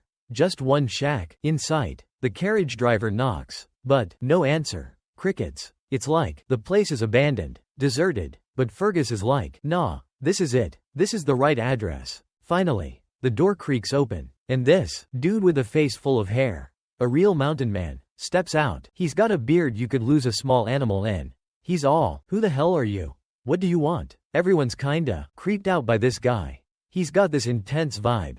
But Gizen, he's just chill. No expression. Like he's seen it all. This dude's got a face like stone. Totally unreadable. Belinda's even whispering. Like, you sure about this? This is the guy we've been looking for? 'Cause he doesn't exactly look like a fighter. Let alone someone who can survive what's coming tomorrow. But Gizen's all, yep, this is him. Trust me. He's got this unwavering confidence. This is the man we're looking for. The old man, he just stares at Gizen. Like, kid, you're wasting your time. Just go home. Don't waste your time. Just leave. Then Gizen drops the bomb. He calls the guy by his real title. Former captain of the Ratatosk mercenaries. Jillian. The old man freezes. His eyes go wide. That name, that title, it means something. He perks up at the mention of his title. He turns back to look. And Gizen smiles warmly. Holds out his hand. Join me. Both the old man and the carriage driver are completely stunned. The Ratatosk mercenaries, they were legendary. A group of elite warriors, masters of their craft, skilled with every weapon imaginable. They were the best of the best. A force to be reckoned with. A legendary group that only master warriors, skilled with most weapons, could even dream of joining. They may be gone now, disbanded, but their reputation, it still precedes them. Even knights from faraway lands have heard of them, whispered their name in awe, and the leader, the captain of this legendary group, was Jillian. This is the guy Gizen's come all this way to see. This is the man he needs. Suddenly, the old man throws his axe, full force, aiming right for Gizen, but Gizen just tilts his head, slightly, just a hair, and the axe whizzes right past him, a near miss. Damn, this dude's got reflexes. He's like, look, you said you trusted me, so you better walk the walk. Belinda, put your money where your mouth is. Basically, she's gotta own up to her words. With that sick burn, Belinda's totally speechless, got nothing left to say. He hands her a piece of paper. A list of ingredients, all the herbs and stuff they're gonna need for this cure. Go get these, he says, and come back when you got 'em all. She scans the list, reads the ingredients, and her jaw drops. She's totally stunned, dumbfounded. Why? Because our guy, Gizen, knows his stuff. And the reason he knows all this is because, for wandering mercenaries, dudes with no fixed address, always on the move, knowledge is power. Literally, it's the key to survival. Man, see, eternal punishment might be incurable now, in this time, but someday, down the line, someone's gonna crack the code, find a cure. And back then, when the cure was discovered, it was a huge deal, a real hot topic, the talk of the town. Everyone was buzzing about it, especially 'cause the cure was surprisingly simple, easy peasy, and because of that, our guy remembers it perfectly. Got it memorized. The only catch? The ingredients are crazy expensive, like, ridiculously pricey, and one of them is super rare, a herb called Fair's Blessing. Hard to come by, that's for sure. Now that he's got the Fair's Blessing and all the other ingredients, he starts prepping everything, carefully chops the herbs, packs them tight into a bottle, like he's making moonshine. Then, he pours in some distilled alcohol, the good stuff, shakes it all up, like a bartender making a fancy cocktail, lets it sit for a bit. Gotta let the flavors meld. You know, once it's ready, he adds the final touches. The last few ingredients, stirs it all together, nice and slow, careful not to spill a drop. Boom, the potion's done, ready to go. He presents it to Jillian. Here you go, he says. Have your daughter drink this. Make sure she takes every last drop. Jillian doesn't hesitate. He's got nothing to lose at this point. He quickly pours the medicine into his daughter's mouth, hoping for a miracle. The second it hits her stomach, things start happening. It's like magic. The effects are instant. Her skin, all red and bruised, starts going back to normal, like someone hit rewind. Everyone's just staring, mouths agape. They're speechless, completely blown away. It's unbelievable. No one saw that coming. Not even Jillian, her own dad. But Gizen, he knew it would work all along. He was confident. He had faith in his skills, in his knowledge. Jillian turns to him, like, how did you do that, man? Even the priests, with all their holy powers, couldn't cure her. How did you know? Gizen explains, calmly, look, the priest's powers aren't all powerful. They ain't magic. They can boost your body's natural defenses, make you stronger, help you heal faster. Sure, but that's not the same as a cure. They can help you fight it off, but they can't get rid of it completely. That's where I come in, he says, with a smirk. He's like, this dude's got the real deal. A genuine solution. The man's hands are shaking, trembling, as he reaches out to Gizen, almost begging, Is she really gonna be okay? Gizen gives him the answer he's been praying for, the words he desperately needs to hear. Yes, he says, with total confidence, she'll be fine. It'll take a couple months, maybe, but I guarantee, she'll be completely cured, good as new, 100%, he adds, for emphasis. The man's eyes go wide, like saucers. He's stunned, can't believe it. This huge, burly dude, tough as nails, suddenly collapses, falls to his knees, head bowed, humbled by the news. What can I do to repay you? He asks, his voice choked with emotion. You came all this way. There must be something you want. He knows Gizen didn't do this out of the kindness of his heart. There's gotta be a catch. I don't have much to offer, Jillian says, just this worthless old body of mine. If you want me to be your dog, to grovel at your feet, I'll do it. I'll follow your every command. Be your slave. He's willing to do anything, absolutely anything, to show his gratitude. But Gizen's like, nah, man, I don't need a slave. What I need, he says, is Jillian, captain of the Ratatosk mercenaries. He needs the legendary warrior, the leader, the badass. Jillian looks up, and he sees that familiar glint in Gizen's eyes, the look of a dreamer, a man with a vision. Jillian jumps to his feet, grabs his axe, and chops off his long ponytail. A symbolic gesture. Now he looks like a total beast, a giant among men, radiating power and confidence. He's back. Baby, anyone else come sniffing around here? He asks, his voice booming. Besides you and your crew? Gizen's like, nope, just us four. That's it. Jillian presses further. Anyone got a beef with you? Any enemies? He needs to know what he's walking into. Gizen nods. Yeah, there's one, and there'll be more coming. Trust me, he's not afraid of a little trouble. He's ready for whatever comes his way. With that, Jillian grabs his harpoon, charges it up with magical energy, with mana, and hurls it with incredible force. Like a lightning bolt, the harpoon goes straight through the wall of the shack, and deep into the forest.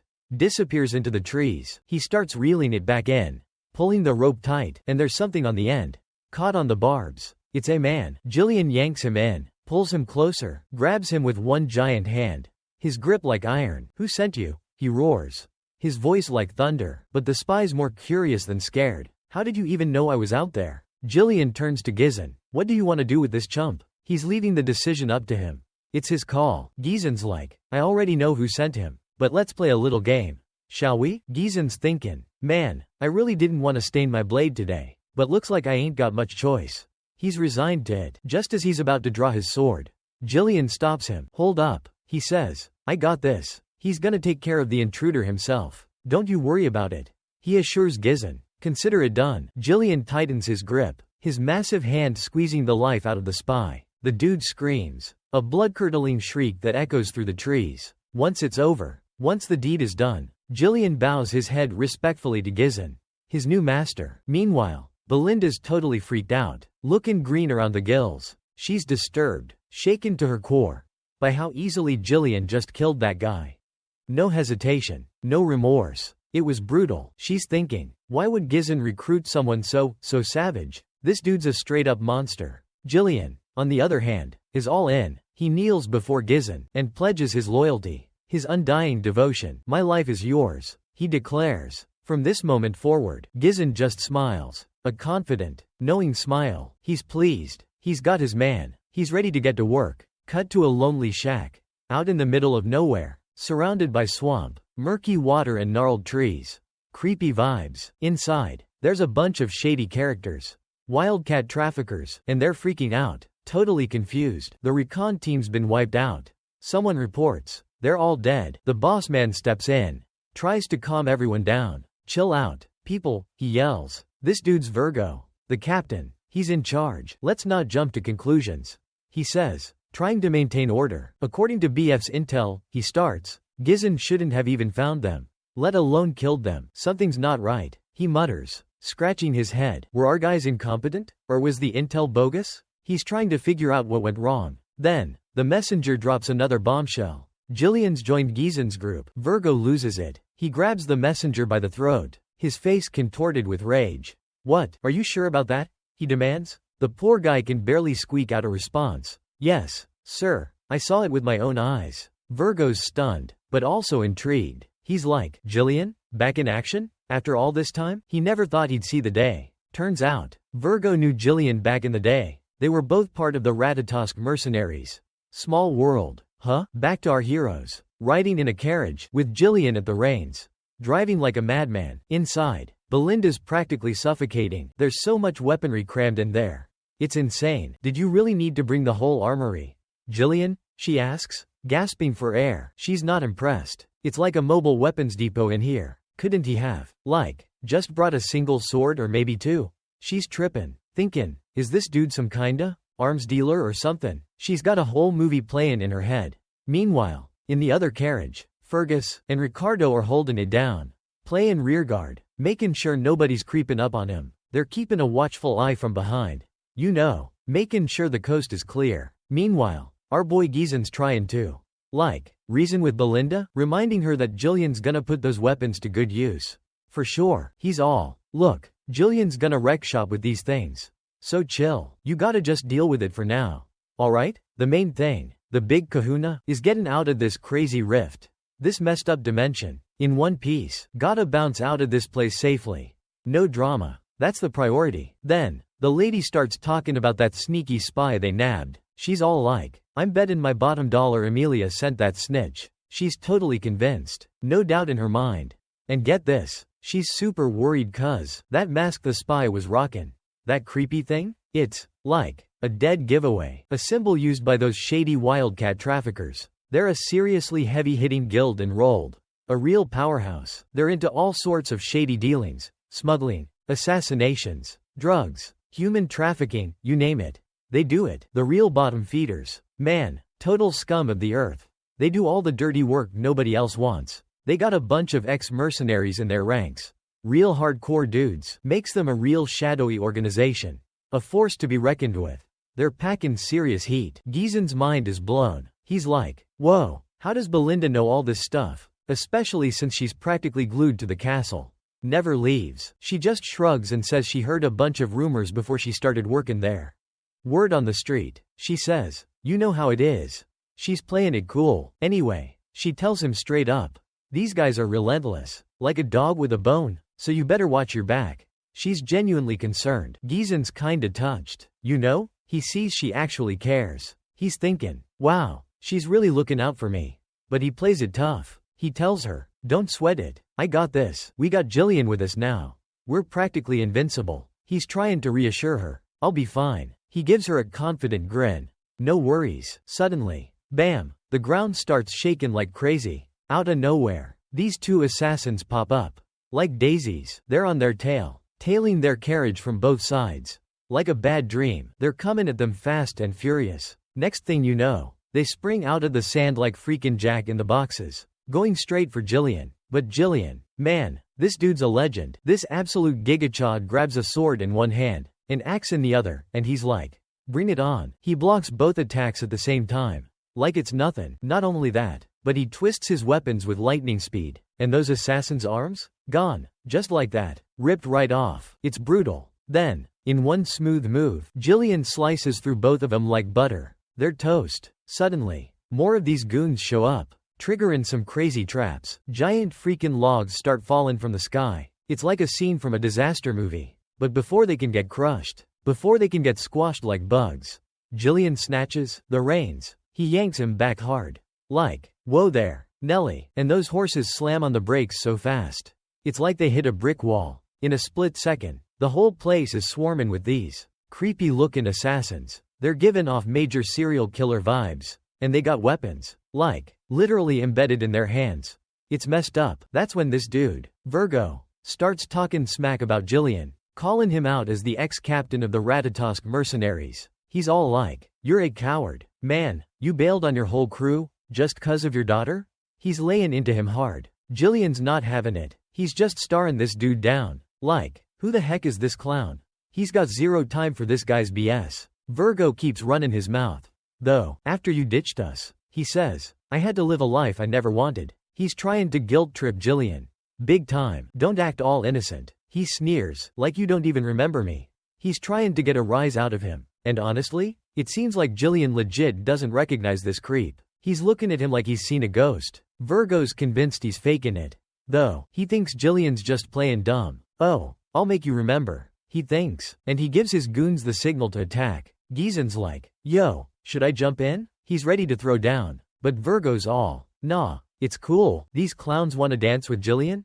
Let him. It's their funeral. He knows Jillian can handle it. Don't worry about it, Gizen. He says, you just sit back and enjoy the show. As soon as those creeps get close enough to swing, Jillian, this absolute unit, just mows him down, slices him and dices him like they're veggies. More goons come charging in from the other side, but Jillian's ready. He's a one-man army. He takes out the first one in a blink of an eye.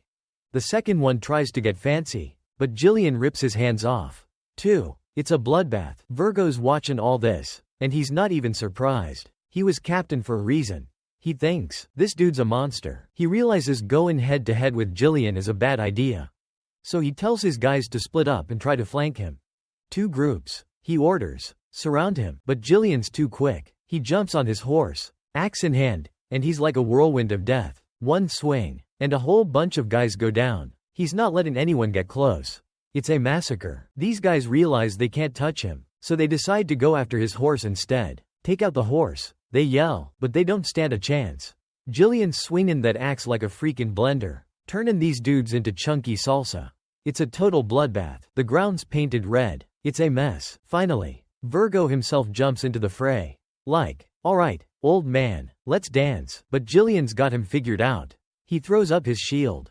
Like, "Nope." Virgo's Sethan. "He's Fumin. He's all. You ruined my life." He blames Jillian for everything that went wrong. "And I won't let you ruin my plans." 2. He screams, "You gotta die." He's lost it. He goes straight for Jillian's horse. And kills it. Dead. But Jillian's already jumped clear. Lands on his feet like a cat. He's unfazed. Virgo charges at him. Blade flashing. But Jillian blocks it with his axe. "No problem." He's like, "You think you're tough?" He pushes Virgo back. Hard. Newsflash. "Pal," he says, "I'm not captain of the Ratatosk anymore." He lands a crushing blow on Virgo. Sends him flying. Virgo's doubled over in pain. Jillian kicks him again for good measure. Virgo's a mess. He's coughing up blood. "If you're not the captain." He gasps. "Then who is?" Jillian just closes his eyes. He starts glowing with power. "I left that life behind." He says calmly, "I'm nobody's captain anymore. I'm just young Lord Gizan's subordinate."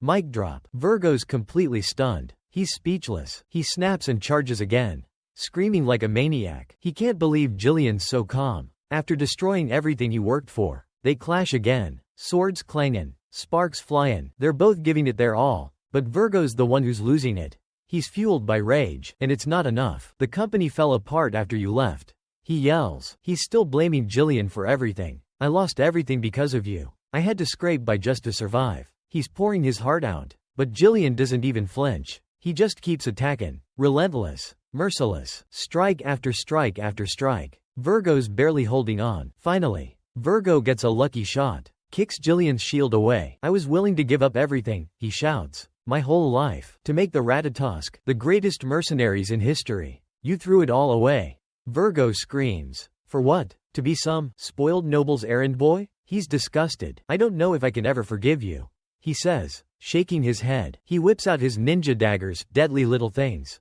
and throws them. Jillian spins his axe, deflecting 3 of them. Like a boss, Virgo charges in, dagger raised, but Jillian sidesteps, barely avoiding it. The fight's getting intense. They're trading blows. A whirlwind of steel. "You're not the man you used to be." Virgo taunts. "You've gotten soft." He thinks he has Jillian figured out. "You're not as strong as you were back then, when you were captain. While you were wasting time playing daddy, trying to cure your little girl, I was honing my skills. Getting stronger." He boasts about all the battles he's fought, all the blood he's spilled. "You're nothing but a washed-up has-been." He sneers. "A discount Zeus." He grabs the daggers Jillian deflected, and throws them again, but Jillian catches them with his bare hand, like it's nothing. Virgo's shocked. He charges again, but Jillian swings his axe. Virgo barely dodges, the axe whistling past his head. He tries another dagger throw, but Jillian stops it midair with his bare hand, glowing with mana. He looks Virgo dead in the eye. "Is this all it takes?"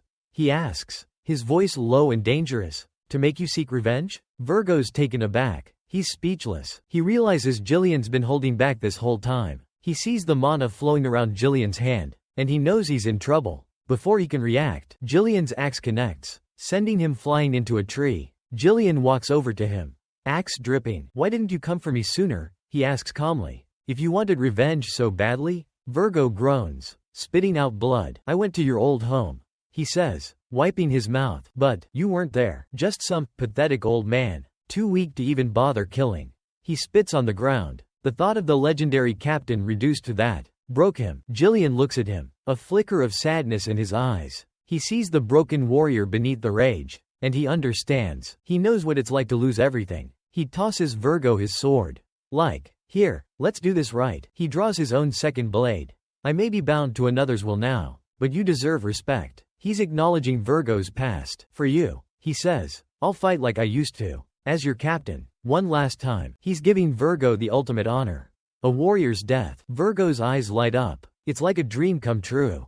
He grabs the sword and charges. They clash. A furious exchange of blows. Sparks fly. It's a blur of motion. They're evenly matched. 2 masters at their peak. The air crackles with energy. Then, Jillian strikes. A lightning-fast thrust, piercing Virgo's ribs. Virgo stumbles, but he doesn't fall. He fights back, fueled by adrenaline, but it's not enough. Jillian's too strong. He disarms Virgo, his axe raised for the killing blow. "Remember me," Jillian says, his voice filled with sorrow. As the 5th unit commander of the Ratatosk mercenaries, Virgo Villanos, he's granting Virgo his final wish, to be remembered. Virgo smiles, a tear rolling down his cheek. He's at peace. Jillian brings his axe down, ending Virgo's suffering. The fight is over. Jillian retrieves Virgo's dagger, a memento of a fallen comrade. Gizon and Belinda emerge from the carriage, and they're horrified by the carnage. Bodies everywhere. Whoa, Belinda says. We could make bank off these guys.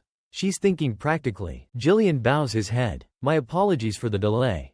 He says, no worries. Gizon says, waving it off. He's too busy being impressed by Jillian's skills. Dude, you're amazing, he thinks. He remembers hearing stories about Jillian, back when he was just a rookie mercenary. Those stories inspired him, helped him become the mercenary king. And now, here he is, fighting alongside the legend himself. Jillian apologizes again for the hold-up, but Gizon's not even listening. He's starstruck. Don't sweat it, he says. You were incredible. He can't believe how strong Jillian is, even stronger than the rumors said. He thinks. He's in awe. Jillian exceeded all his expectations. He remembers leaving home, a young, eager mercenary, inspired by Jillian's legend. Those stories shaped his path, helped him become who he is today. He's grateful for that inspiration. Actions have made him such a solid, dependable homie, a true ride or die. Then he clocks Jillian, sees her clutching onto that dagger.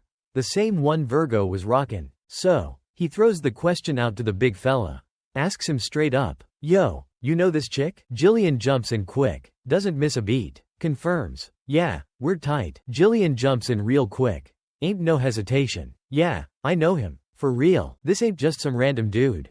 She says, remember this cat? We go way back. We were practically brothers in arms back in the day. She adds, laying down the history. That, old comrades, bit. It hits Gizon right in the feels. Makes him start reminiscing about his crew, his squad from his past life. You know, before all this craziness went down, he's wondering, what are those guys up to now? What kind of shenanigans are they getting into? 'Cause he ain't run into them yet in this go-around. This new life he's living, in his last life, at this point in the timeline, they hadn't crossed paths. Pretty sure they were out there, just doing their own thing, living their best lives. But Gizon's got a plan. See, he's gonna track him down, every last one of him, and bring them into the fold. Make them part of his posse, his own personal A-team. Anyway, now that the air's clear, no more drama, he decides to roll with Belinda's suggestion. You know, scoop up anything of value these chumps might have. Gotta loot the losers. That's the rule. Belinda's all for it. Gives him a nod. Go for it, she says. Meanin', get all that sweet loot. The lady's happy to oblige. She gives Jillian the go-ahead. Tells her to take point. Jillian, you're up, she says. Round up all the goodies for us. But Jillian's all like, hold up, I'm not your errand girl. The big dude, all muscle and grit, reminds her, I ain't talking orders from you. Sweetheart, don't get it twisted. He growls, I ain't nobody's lackey. 2 days later, we're finally in Param territory. Man, after days on the road, hoofing it, the crew finally rolls into Gizon's homeland. Been riding for so long. Felt like an eternity. The big guys all, we there yet? This Param? Is this the promised land? Gizon's like, yep, we home, and our boy confirms it. When Gizon gets a glimpse of his turf, peeks out the carriage window, sees his stomping grounds. Man, it feels good to have a place to call home, somewhere to come back to. When he first took off from home all those years ago, he thought he could just waltz back in whenever he pleased. Boy, was he wrong, dead wrong. He turns to Jillian, looking for her take on the place. So, whatcha think of my digs? He asks. Jillian's caught off guard. He's all, what's the word, Jillybean? Whatcha think of this place? Jillian's thrown for a loop. The big dude's momentarily stunned. Like, he's asking me? Totally speechless for a hot second. Not sure what to say. So he just blurts out, it's great. But Gizon ain't buying it. He knows this place is a dump. And as much as Jillian hates to admit it, the place is a wreck. Even Jillian can see that. And yeah, as much as he hates to say it, the place is straight up busted. I mean, the cribs are ancient, practically fallen apart. Ain't nobody been fixin' nothing around here for ages. Forget about renovations. Ain't nobody got time for that. And the fields? Man, they're a disaster. Totally neglected. Ain't nothing growing there. 'Cause all the farmers got yanked up and shipped off to fight. Forced into military service. Leaving the land to go to waste. Jillian starts spillin' the tea. Talking about the rumors he's heard. How Param's always scrappin' with somebody. Always at war 'cause of those northern barbarians. Always causing trouble. But seeing it with his own eyes, it's way worse than anything Jillian coulda imagined. And Gizzen? He's just like, yeah, it's pretty messed up, ain't it? My guy's just talking it all in. This ain't even the tip of the iceberg. Gizzen says, shaking his head. This is just one of the many screw-ups I gotta fix. He continues, this whole place is a mess. And that's exactly why I need some heavy hitters on my side. I need the Ratatosk mercenaries. And I need them bad. That captain, he's the real deal. Gizzen explains, we're gonna need all the help we can get. 'Cause this ain't gonna be no walk in the park. This is gonna be a long, hard slog. A real freakin' war to wipe out Delini and his whole crew. He says with a grimace. Gotta take down everyone connected to that slime ball. And protect what we took for granted. He adds, his voice getting low. Gotta make things right. I'm gonna bring this place back to its former glory. Gizzen vows, no matter what it takes. I'm gonna revive this land, even if I gotta raise it from the ashes. He mutters, as they finally roll up to the castle, make their way through the front gates and onto the castle grounds. Passing over the cobblestones and approaching the main entrance. Belinda's completely stunned, jaw drops, eyes wide, like she's seen a ghost. 'Cause standing right there, blocking their path, is someone she never expected to see. Someone who's supposed to be long gone. The dude standing before them is none other than Gizzen's old man. His pops, the very same dude who vanished into thin air way back at the beginning of this whole saga. Poof, gone, just disappeared without a trace.